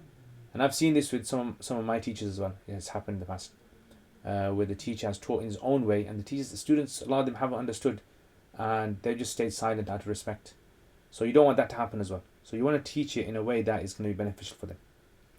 So I think that's what the dream means basically. You need to work on yourself, work on your teaching method, ask people. Pedagogy is very important. in Western academia. Pedagogy of how you teach is very important. Can you give advice on managing your time and be productive in the best way for those who may be losing it in lockdown? I mean, what you can do is make yourself a timetable. There's loads of apps out there now that are about managing time, and just try to in the day try to focus on a few things you want to do. So for example, if you have like a timeline and say, okay, when I wake up in the morning I want to do this, in the afternoon I want to do this, in the evening I want to do this, and then in the middle do whatever you want. But as long as you've got some productive things that you want to do in your day, the rest of the time spend it as you like. That way you'll feel as though you're achieving something. You need to show yourself that you're achieving something, and that's where people get frustrated and they fall into this kind of depression mentality when they feel as though they're not doing anything, and it becomes like like an automated sort of like lifestyle. So what you want to do is just have several things in the day. This is my advice. Several things in the day. So you have your daily calendar. And say, okay, in today, this time from this time, I'm going to spend reading Quran or memorizing Quran, or maybe just learning some new words in the Quran. Okay, in the afternoon, maybe this time for this time, I'm going to do this. This time, I'm going to give to this. And that way you can actually focus more. You can focus yourself more. Is it permissible for doctors to shave their beards, or should more effort be done to get masks? So I mentioned this before last week as well. So I've spoken to some people. They've said you can actually wear, like a men can wear the women's hijab. Those tight hijabs, right? They can wear those and they can put the mask on, and it's a firm fit. So they can do that. And if worse comes to worse, and you're at the front line, and you're the one that has to work there, and you've got no underlying illnesses or anything, and you're going to be working there, and you really need to protect yourself, then in that case, if there's nothing else, and even that hijab thing doesn't work for you, right, then in that case you can look into cutting the beard. I would say try to cut it, and then if it worse comes to worse, then you have to shave it, then there'll be scope for that. Yeah, but that's only as a last option. Otherwise, I would say that you take other measures as well, and speak to other people as well. Speak to other Muslims who are in the front line, and see what they're doing. Okay, Sheikh Al-Alim, what about standing for Salah when the Mu'adhin says Hayya ala Salah during Iqamah? Yeah, so according to the Hanafis, basically, they say that a person should not delay getting up for the Jama'ah after Hayya ala Salah, because Hayya ala Salah means get up. So it's like you're being told, stand up now, come on, Hayya ala Salah, come for Salat. So you should try to get up right before that time. That's what they say.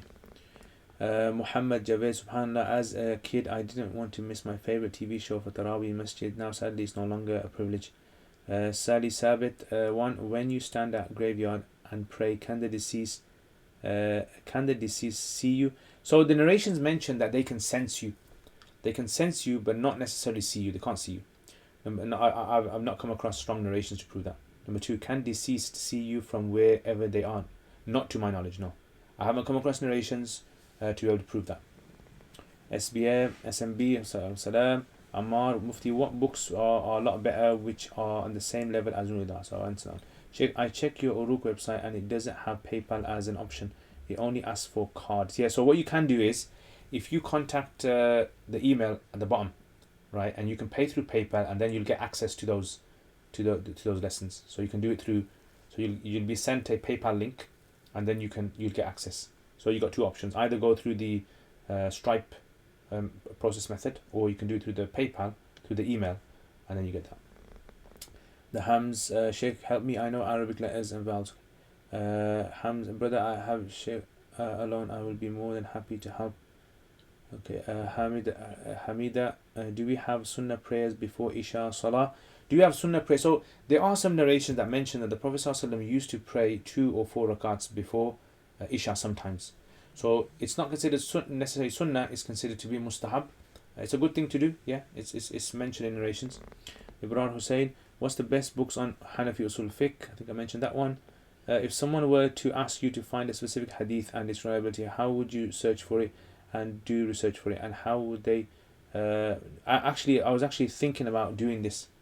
So I might do a series. I've got some holidays now, so I might do a series on actually how I locate hadith, right, and how I would teach someone how to locate hadith and to find its authenticity. But the person would have to know usul hadith from before. So yeah, I can actually do like something like that, inshallah. Bir Khalid, love you from India, mashallah. Bir Khalil rather, Bir Khalil Siddiq, mashallah, ahlan wa sahlan. Hamza, do you think most Dawra needs rectification? I've heard students just read Hadith and it's not that. Yes, I think, not just Dawra, I think the whole Dars Nizami system needs a big revamp. And alhamdulillah, so far we are at the moment in a process where we are looking to change a lot of things. So it's going to take a couple of years maybe to finalize it. But yeah, we are looking at a big change in the way we're going to teach, inshallah. So we've got some people who are experts who have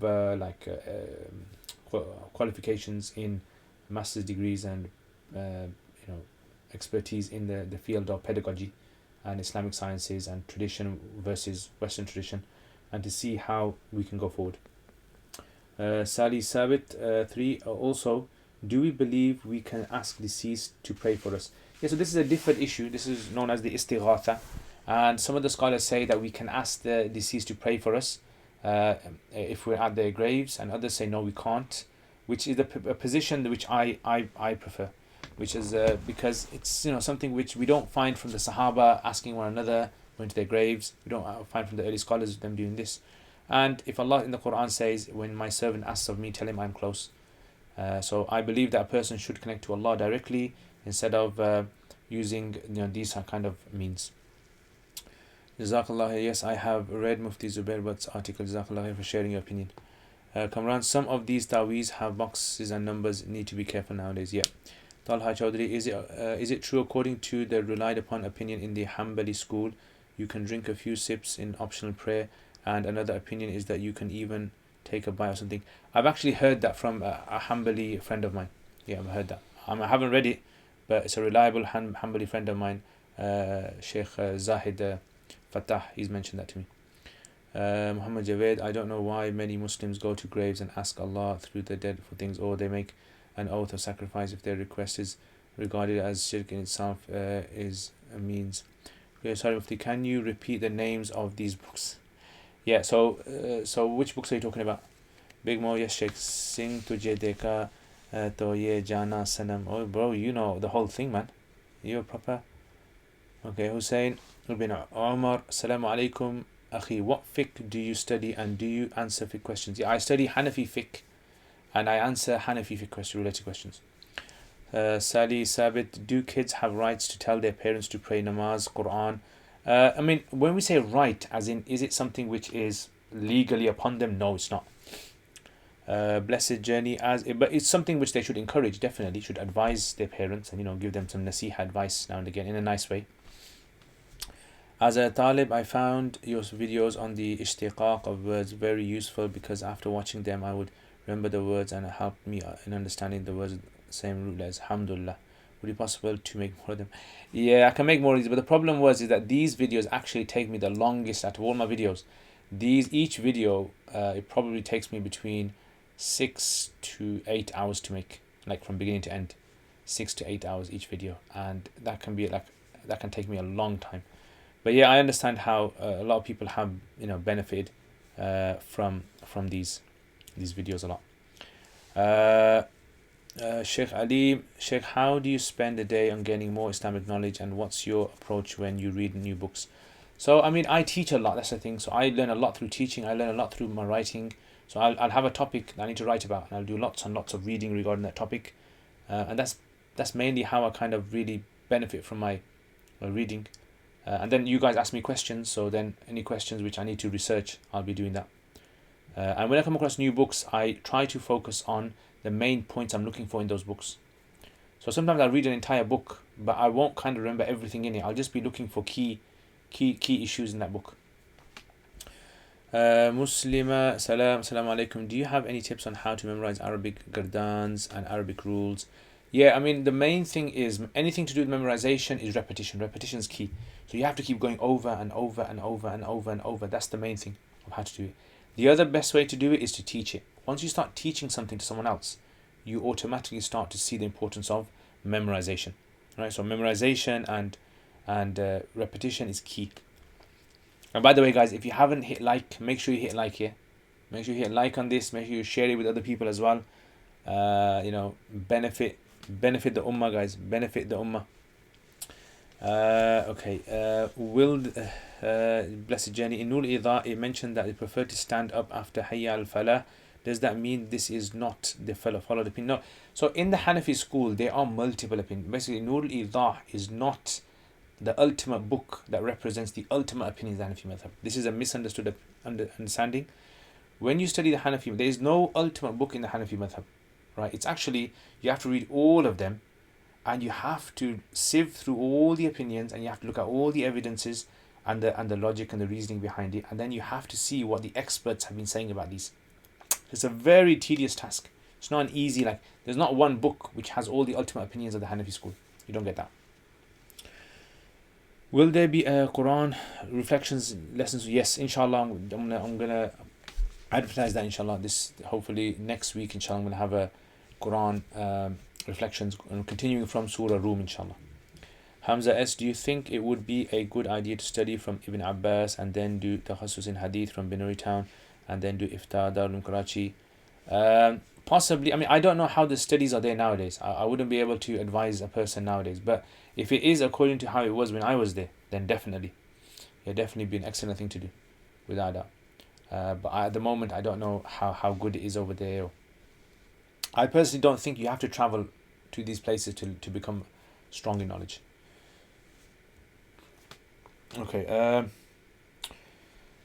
It says, what is the Ahnaf's position in the hadith on qabd in salat? See, the Hanafi's position is basically that you fold your hands in salat, and ideally below the navel. You can have it above the navel, but ideally below the navel, because it seems to be more of a humbling posture. Yeah, below the navel. Okay, and that's it. All the questions are done. Okay, mashallah.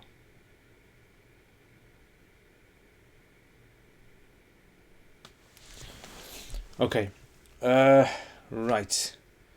Whoa, it's already 11 o'clock, guys. Mashallah, mashallah. Alhamdulillah, alhamdulillah.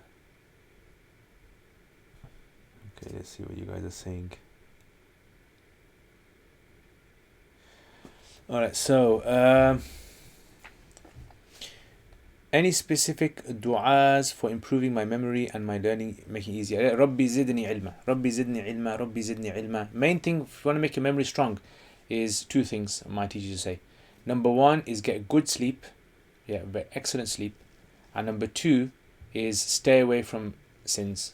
Staying away from sins and getting good sleep is a very good method for memorizing. Okay, Tamawadi, I hope I said your name properly. In Tirmidhi, the hadith which says that tie your camel, then trust in Allah, or don't tie your camel and trust in Allah. What does this mean? This tie your camel, trust in Allah basically means is like this: do as much as you can, and then when you can't do any more, leave it to Allah. That's what it means. So everything in life, right? You do as much as you can, and then the rest you leave it to Allah. So for example, let's say you're hungry. So what do? So let's say you go to the shops to buy food. So you go to the shops to buy food, and if you go to the shops and the shops are closed, you've done as much as you could, and now you can't find food anywhere else, you trust in Allah. But you have to do as much as you can before you put your trust in Allah. That's what it means. Okay, book review. Oh yes, book review. Inshallah, I'm going to do a book review today. Talha Chowdhury, in the rakats before Fajr, is it sunnah to read Al-Kafirun, Ikhlas? It's recommended, it's not sunnah. It's considered mustahab to read it. Hussein bin Umar, my question is on the Hanafi fiqh. Some say that Jummah is not allowed in Dar al-Harb because Jummah was prescribed in Dar al-Islam based on the was Abu Hanifa rahimahullah. Abu Hanifa stipulated for the establishment of Jummah that the city be a power of Sultan. So is that the question? Okay, Shaqim, Assalamu alaikum wa rahmatullah. Quiet echo. I've been leaning towards Shafi madhab due to my forefather Somali. Do you recommend any reading associated with Shafi madhab? There's a guy called Sheikh Musa Farbar. I think he's an American or Canadian reader, lives in Malaysia. Musa Farbar in English, he's got lots of translations on works on Shafi fiqh, and from what I know, he's a very knowledgeable Shafi scholar. So you can start with his works if you know English. If you know Arabic, and then his works are even translated from Arabic as well. So they're very, very good. Yeah, very excellent. Hussein, okay. Sally Sabit, is wudu over oil free, non-waterproof, makeup allowed, or should every trace of it be? No. So the only thing that you have to remove is those types of makeup which create a crust. So any makeup that creates a crust around your skin, right, like a thick crust, a very thick crust, then you should remove that. Otherwise, the rest you don't have to remove. Water can pass over it. Imran Ali, Assalamu alaikum warahmatullah. Quiet echo. What's your technique of memorizing words? I don't really have a technique of memorizing words. I just, whatever I read, and it just sticks in my head now. It's just like, when you learn English, you don't learn English by memorizing words. It's just now, it's just a matter of, I've come across a new words, COVID-19, and it sticks in my head now. I didn't say COVID-19 19 times to get it stuck in my head. It just stuck in my head. Should ghusl be done for COVID-19 deceased? Yes, it should be done as best as possible. If you can't do it, then you can do tayammum. If that's not possible, you can even wash over the plastic covering of the deceased. If that's not possible, then you don't do it. Sheikh Alim, why did different madhhab different in holding of the hand during salah? How did our Prophet really pray? And why was these major difference? So, see, the issue is that we don't have anything from the Prophet ﷺ categorical of exactly how he used to hold his hands. Which is a strange thing, as in, if the Prophet ﷺ used to pray every single day, why aren't we getting people? So maybe it's because there was flexibility in how you could put your hands. Maybe you could put your hands on your side, maybe you could hold them, maybe you could put them on the top. So the narrations of holding the hands are established. That's why majority of scholars say that you fold your hands. But the opinion of where you put your hands, there seem to be flexibility in that. So we don't have anything strong in the narrations to be able to prove this. So this is why the scholars, the Hanafis, say you can put your hands anywhere you like, but it's more preferred to have them below. And your salat will still be done if your hands are on your side, but it's considered to be disliked because we find majority of Sahaba conforming with the idea of folding of the hands.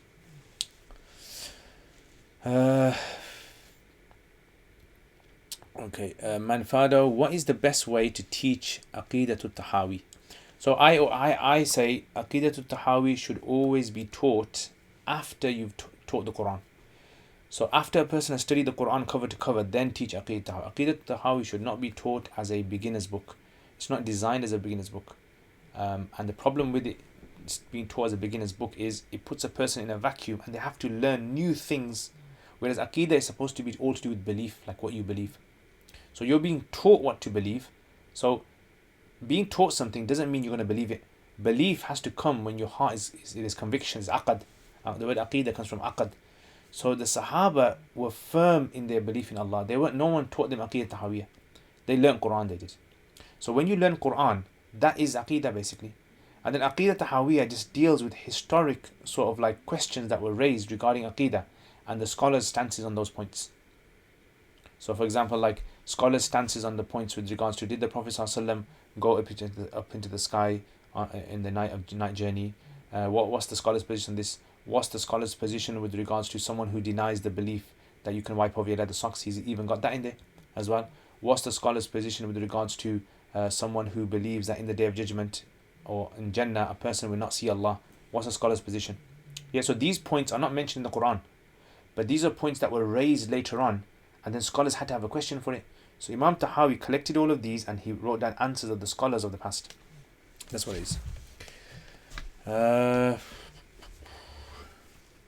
Okay, how can we sleep just a few hours like our Salaf did? I don't think our Salaf used to sleep a few hours. I think they used to sleep good and nice sleep. So I think what happens basically is I think a lot of people, they kind of assume, they hear the story from a few individuals that some scholars didn't sleep at night and they think they were like that all the time. No. Scholars slept different. Yeah, so lifestyles. We don't have to force ourselves to sleep like maybe like some scholar in the past. No, you don't have to. Just sleep in natural sleep. 7 hours. If you need 7 hours, 7 hours. 8 hours, 8 hours.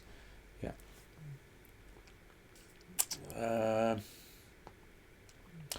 Okay, Blessed Journey. Why do so many wearing the khuffain is sunnah when it isn't even the difference of opinion?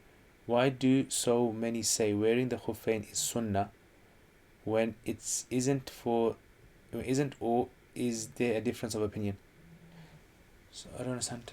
Like, why do so many say it's wearing is a sunnah? Like, I'm not sure. I'm not familiar with your question. If you can explain on that, Sheikh Ali.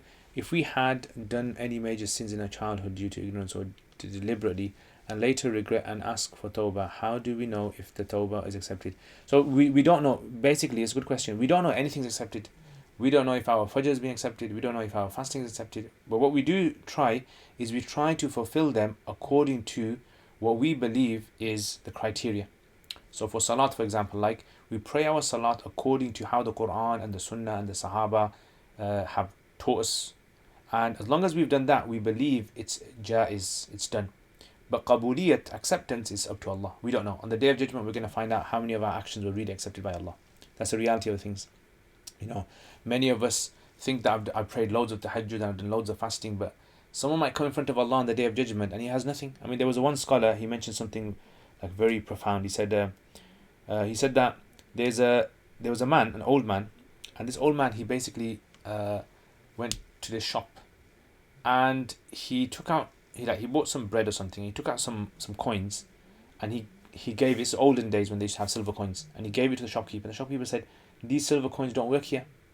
And the old man screamed, and he fell to the ground, and everyone in like the market came and to help him. So when he woke up, the people said, "What happened? What's wrong?" He said, "I assumed that these coins I have in my pocket always had value, and I was walking around thinking these have value. And I went to the shop and I showed it to the shopkeeper. And when the shopkeeper said to me they have no value, I screamed because I remembered on the Day of Judgment, what if I think all my actions I do have value, and I stand in front of Almighty Allah, and Allah says to me they don't have any value? What am I going to do?" So that's how you always ask Allah, "Rabbana taqabbal minna," oh Allah, accept from us, oh Allah, accept from us, oh Allah, accept from us. Because we don't know if our actions are going to be accepted. So we try to fulfill the actions according to the criteria given to us by the Quran and the Sunnah. But acceptance, we're only going to find out on the Day of Judgment. So the same with this question as well. The hadith about abandonment of Hajj, why does it actually, what is it? I don't understand which hadith. If you can quote the hadith. Hussein bin Umar, sorry if I didn't make my question clear, but just wanted to know if you know of this opinion. Yes, according to Hanafi school, technically there is no Jummah in Dar al-Harb. That is the technical position of the Zahir riwayah, meaning the major, like the opinion. When we say Zahir riwayah, we mean the kind of strong position in the Hanafi madhab. But scholars have said that the idea of Dar al-Harb nowadays is it the same as it was before, or because Dar al-Harb in the olden days was known as the hostile land. So some scholars say yes, it's still hostile land, as in you can't implement the penal code. So a land in which the Islamic penal code is implemented is called Islamic country, Dar al-Islam. And a land in which you can't implement the penal code is known as Dar al-Harb. This is like the definition the classical scholars have used. Some later scholars said there's also now new types of countries. Like now you have this concept of a nation, borders, citizenship, which is a new concept now. And therefore the idea of applying the emblems of Islam, as in Eid and Jummah, can also be applied there, because the idea is freedom of being able to practice your religion. So the public freedom of practicing your religion is permissible. So they say the idea of Jummah and the idea of Eid is for public representation of Islam. And so if you're allowed in, for example, like in this country, to be able to openly practice Jummah, and people can be invited to come and you can have large gatherings, then they say Jummah should be allowed as well. So some scholars have taken that, which seems to be the more practical position for our time. Because if you think about it, if you were to remove Jummah from our society, what other thing does the average person look forward to in the week as an Islamic event that you're going to see lots of big people, lots of large gatherings of people? Very few, isn't it? Okay, Sam Dian, how many days does it take to read the Quran? It depends how much you read. Hussein bin, I asked a Hanafi why he prays 4 rakats after Jummah, and he said he is praying Zuhr out of doubt. Is his Jummah, if his Jummah is valid? Yes, some Hanafis and some Shafis actually did this. Yeah, some do this. I mean, I don't do it, but some do it. Bilal Neki, which tafsir would you recommend for beginners? For beginners, I would recommend a tafsir like Safwatul Tafasir. Safwatul Tafasir is a very good. Imran Ali, punishments of the grave is established. Can you clarify if it happens in the 6-foot grave or is in the barzakh? Yeah, so it happens in the barzakh. Yeah, the azab of qabr is in barzakh. Sheikh Alim, when we are in office or away from home a long time, and after urinating, there are chances that drops may have urine on our clothes. while standing up. Will this lead to azab al-qabr? No, not necessarily, no. Because these are something which, if you did it deliberately without taking precaution, then this may lead to azab al-qabr. But if a person took precaution and accidentally came out, then no. Sorry for the recent message. Okay. Ammar, what books do you think an Arabic Som student from Dar al-Ulum should be studying? What books do you think an Arabic Som student? So Som third year, it depends what third year. I mean, our third year we used to study Ikhtiyar, Mirqat, Mantiq book, Usul al-Shashi, Riyad al-Salihin, 10 juz of Safat Tafasir, and what else was there? Nul Yaqeen. Yeah, 6 books we had. But is wearing leather socks considered a sunnah? No, it's not considered a sunnah. It's considered permissible. Yeah, it's like there's no rewarding wearing them, but it's considered permissible to wear them. What are your thoughts on Ilm Sigha Arabic version? I find language mu'aqqad. Ilm Sigha Arabic version. Yeah, it's okay. It's good. Mu'aqqad, definitely mu'aqqad. But it's good. I mean, if you're using it to learn Arabic, then it's not a good book. But if you're using it just to kind of understand the concepts in the book, it's good. Is it wrong to cut beard to balance it, like make it equal? No, it's not wrong. Murad Ali Sheikh, what is the ruling for getting a hair lineup from the barber shop? Also fade? Yes, totally permissible. Nothing wrong with it. I mean, this idea of haram haircuts, I don't believe in haram haircuts, by the way. Yeah, so haircuts, they're all fine, as long as it doesn't look something which is very outrageous in the society. So as long as the society doesn't see as outrageous, it's fine. Shahid Sadiq, with the current situation, Ramadan coming up, we may end up having Taraweeh in masjids, in masjid congregations. Thus, what is the ruling about praying Taraweeh at homes? Yes, totally fine. Actually, I recommend. So Shahid, subhanallah. Imran Ali, which tafsir can you recommend in English language? In English language, I would recommend, it depends. If you want a short tafsir, then something like maybe Noble Quran by Mufti Taqi Usmani. It's in 2 volumes. If you want a longer tafsir, his father's Ma'arif al-Quran is a very good book. Yeah. Or something like In the Shade of the Quran by Sayyid Qutb. Very good. How many rakats should be prayed before Jummah? So before Jummah, according to Hanafis, 4 rakats. Sali Sabit, can you pray tahajjud before witr? Yeah, you can. Yeah, you can pray before witr. Hazrat, can you explain, does the soul travel when one is asleep? So we don't really know exactly what happens when a person goes to sleep, but there seems to be some sort of a connection between the soul and another realm, the realm of the angels. There seems to be some sort of a connection. So we don't exactly know how it works. Clearly, it doesn't leave the body fully because the body is still conscious. But there seems to be like a connection. You can imagine it maybe like a Wi-Fi connection or something. Okay. Imran Ali, can women neaten their eyebrows? Yes, definitely they can. Manfado, can you please explain qaza in terms of which haircuts? All I mentioned this already. All haircuts are totally fine. I don't see why. I don't believe that the qaza haircut is, for a specific type. No, this was basically the Prophet saw a young boy, and he had patches of hair everywhere, and the Prophet just said, "Look, this looks strange. Please either cut it or leave it." He wasn't saying it as a religious ruling, I believe. He was saying it because it looked very strange. It was just like it wasn't a nice haircut. That's what it was. So the idea is that, look, when it comes to clothing, when it comes to haircuts, these aren't things the Sharia gives a ruling regarding. As long as it's not resembling with, for example, a specific religion, or it's resembling with the opposite gender, then it's permissible.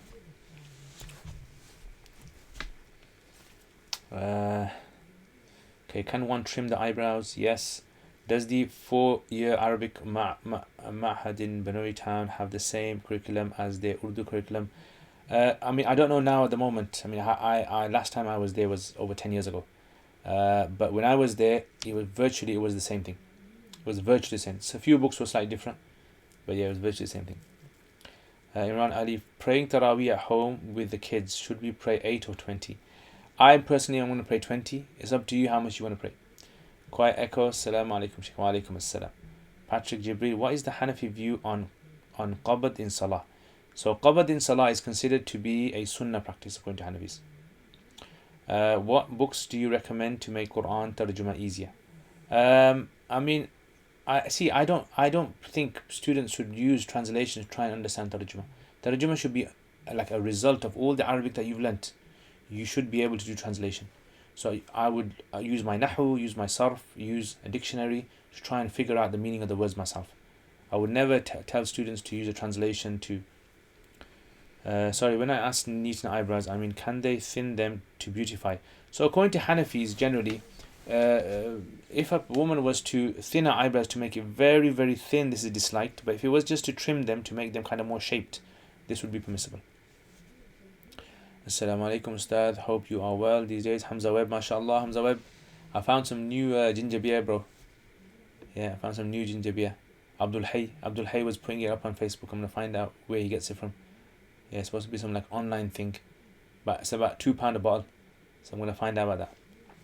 Okay, Ammar, or books that should be studied prior to Quran Tarjuma to make it easy to understand.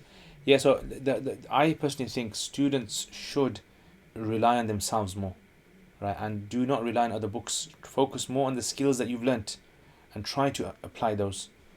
Any book that you're reading, always try to hone in on your skills. That's the main thing. And if you rely on shuruhat, Urdu commentaries or English commentaries, you're never going to strengthen your own skills. What would you change in terms with syllabus in Darul Ulooms? I would change loads of things. Lots of things, definitely. Yeah, don't get me started on that. There's loads of things I would change. Yeah, so the Arabic grammar needs to change, the way fiqh is taught needs to change, the way usul fiqh is taught needs to change, the emphasis on essay writing, critical thinking, on having some sort of like external sort of like enrichment topics being brought in from external teachers, discussions regarding modern philosophy, discussion on politics. These kind of things should be introduced. I think definitely when it comes to higher fiqh as well, fatwa should be given to them.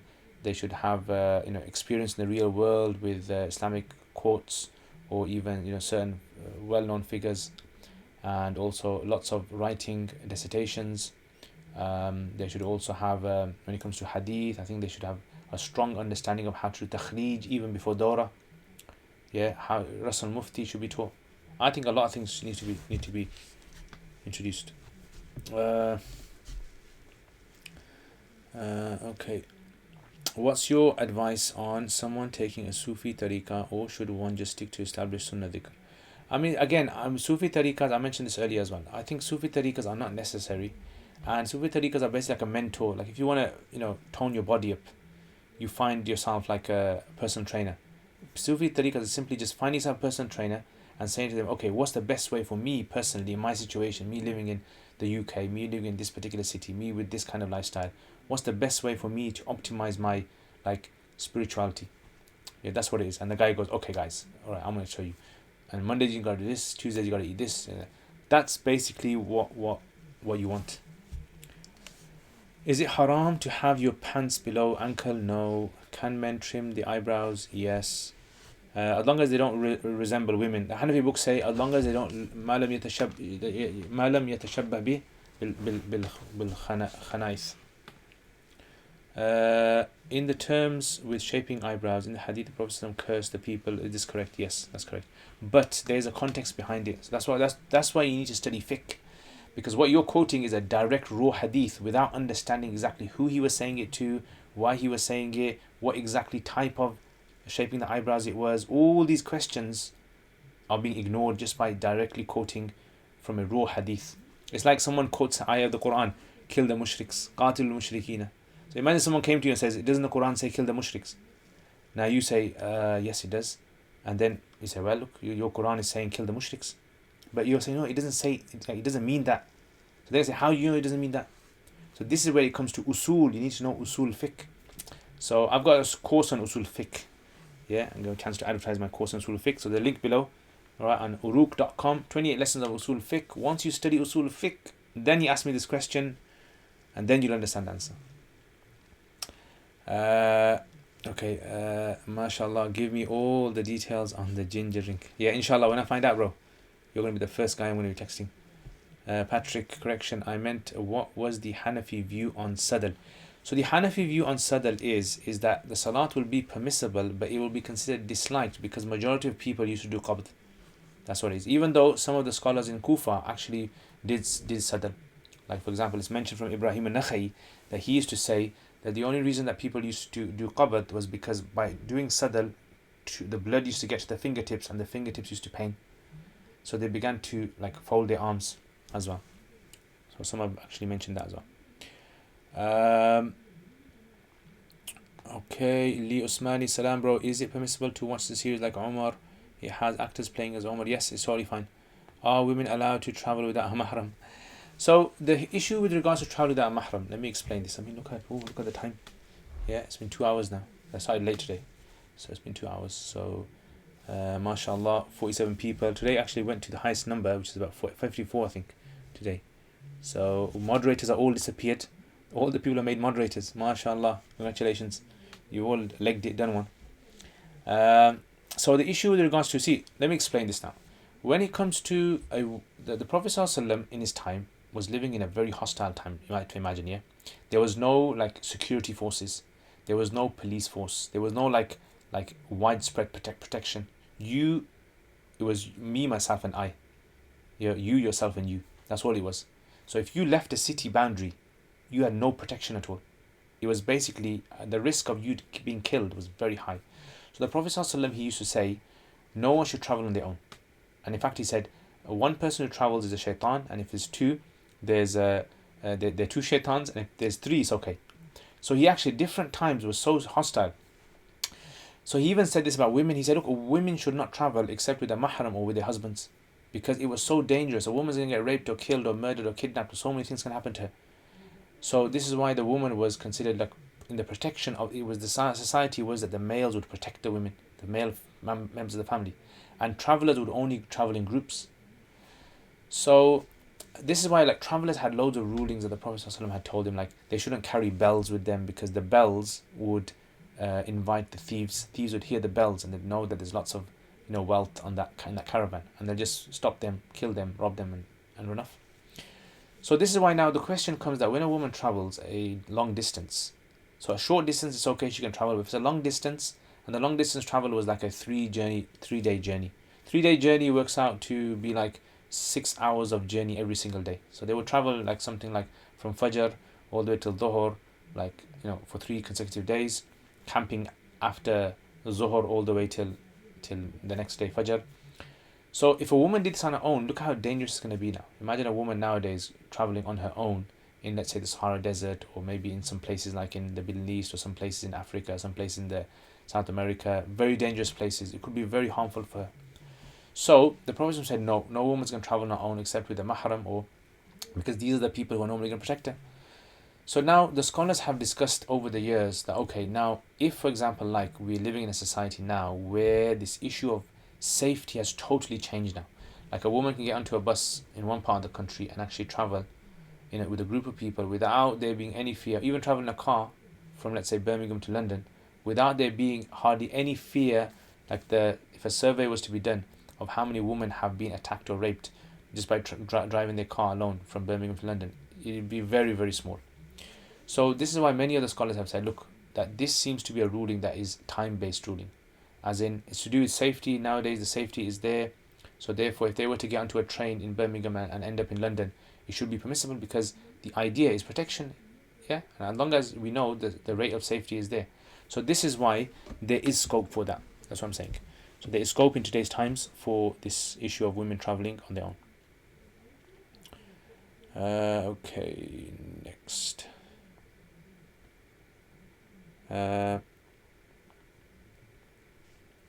Okay, Manfado, changes in syllabus, the things you mentioned, have these been implemented so far?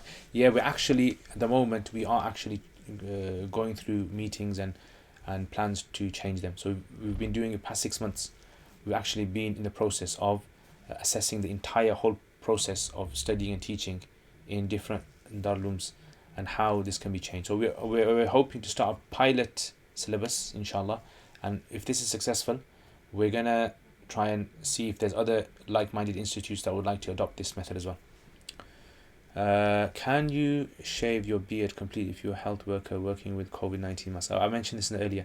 So I said, as a last resort, if there's nothing else, like I know there's lots of people out there, Muslim doctors, who actually wear like these kind of hijab things, and they say it's fine, totally fine. So what I would say is, talk to a Muslim who's in the front line and see what kind of measures they've taken. And if there's nothing else and they're saying to you, you have to shave, then I would say there'd be permissibility for that. But I would say speak to people who are on the front line and see what they are saying. Imran was saying, Salam, if a person picks an oath, for example, if a certain thing happens, then he will read 3 paras every day and 10 paras every Friday, and the thing takes place. Is he still unable to do it? Then he wants to undo it. He can't do it. He shouldn't have made that, basically. What scholars say, if it becomes too difficult for him, then he can give kafara of breaking oath. Hamza, in Al-Fiqh al-Islami wa Dillatuhu, does the author mention the relied upon opinions in the madhhab? Not to my opinion. I'm here, okay, mashallah. And Sufyan, I'm here, because I have no idea how to moderate though. So basically what you do is you click on someone's message and then something comes up and it tells you if you want to remove them or if you want to time them out. My father, Darul are very good in terms of tarbiyah, for example, sitting in tashahhud position in front of ustaz. Do you think madrasas become more academic? I don't think sitting in tashahhud position, I personally don't think sitting in tashahhud position is a very good thing. I don't think Sahaba's done that, and I think it's just like an Indian subcontinent thing in that kind of sense, which I personally, I don't have an issue with sitting on tables. I personally think tarbiyah is to do with the heart. Right, it's not to do with forcing people to do actions. I never came across a hadith where the Prophet ﷺ forced Sahaba to say in a certain way. I've never come across a hadith of the Prophet ﷺ forced Sahaba to do certain actions in certain ways, apart from Salat. So I think that these kind of people are confusing like a kind of like a military sort of like style with that tarbiyah is supposed to be to the heart. You have to get access to the students' hearts. And I personally, I mean, you might differ with me on that, that's fine. But I mean, from my experience, I differ. I would say no. Many Deobandi masjids seem to be overly push the Tabligh agenda, and if you do not follow, they marginalize you. What are your thoughts on this? I find it very worrying. Yeah, what can we do? I mean, masjids don't represent Islam, unfortunately, because they're run by committees, and committees have their own policies. So find you click persons. Okay. Hamza, with different opinions with Hanafi madhabs, who decides with the Hanafi madhab follows? Example, Abu Hanifa gives a later time for Asr compared to the Sahibain who agree with. Yeah, so this is where when you study Hanafi fiqh, you study something called Rasul Mufti, and Rasul Mufti is where you understand which opinions are given preference at what time. So it's like a very kind of like a technical sort of thing. The Mufti has to be aware of the problems in society and has to be aware of how much scope there is to take different opinions within the school. So Imran Ali Maulana Tariq Jamil said some wrong things about Yusuf alayhi salam. Why do the Deobandi scholars remain silent about this issue? Is this methodology correct? I don't know exactly. What did he say? I don't know what he said. Is the same by reciting Ayatul Kursi by memory but not being really concentrated in what you are saying? Yeah, I mean, I don't understand. What do you mean? Imran Ali, is Sheikh Akram Nadwi a Hanafi and he is here live? Yes, Sheikh Akram Nadwi is a Hanafi. Last time I spoke to him, and mashallah, very excellent scholar, very profound mashallah scholar. But his scholarship is more in the scholarship of hadith studies. How can anyone change his life in these days? So how do you change your life? You make tawbah to Allah and you promise Allah that you're going to try to become a better person and get good company as well. Anyway, Jazakallah khair guys, I think that's finished there. And inshallah I'm going to stop there. No more questions now, inshallah. I've answered a lot of your questions. So inshallah I will see you guys next week, inshallah. Jazakumullah khair for all of your, if you haven't clicked like yet, so click like, share the video with your friends, with your family, with other people. And if you haven't seen my YouTube channel, check out my YouTube channel and watch the videos. If you want to subscribe to the YouTube channel as well, subscribe to it. And the courses on YouTube on my uruq.com. So I've got all sorts of courses on there. People who want to learn Arabic. If you want to learn Arabic, 17 lessons Arabic course, there's a link at the bottom that you can check out.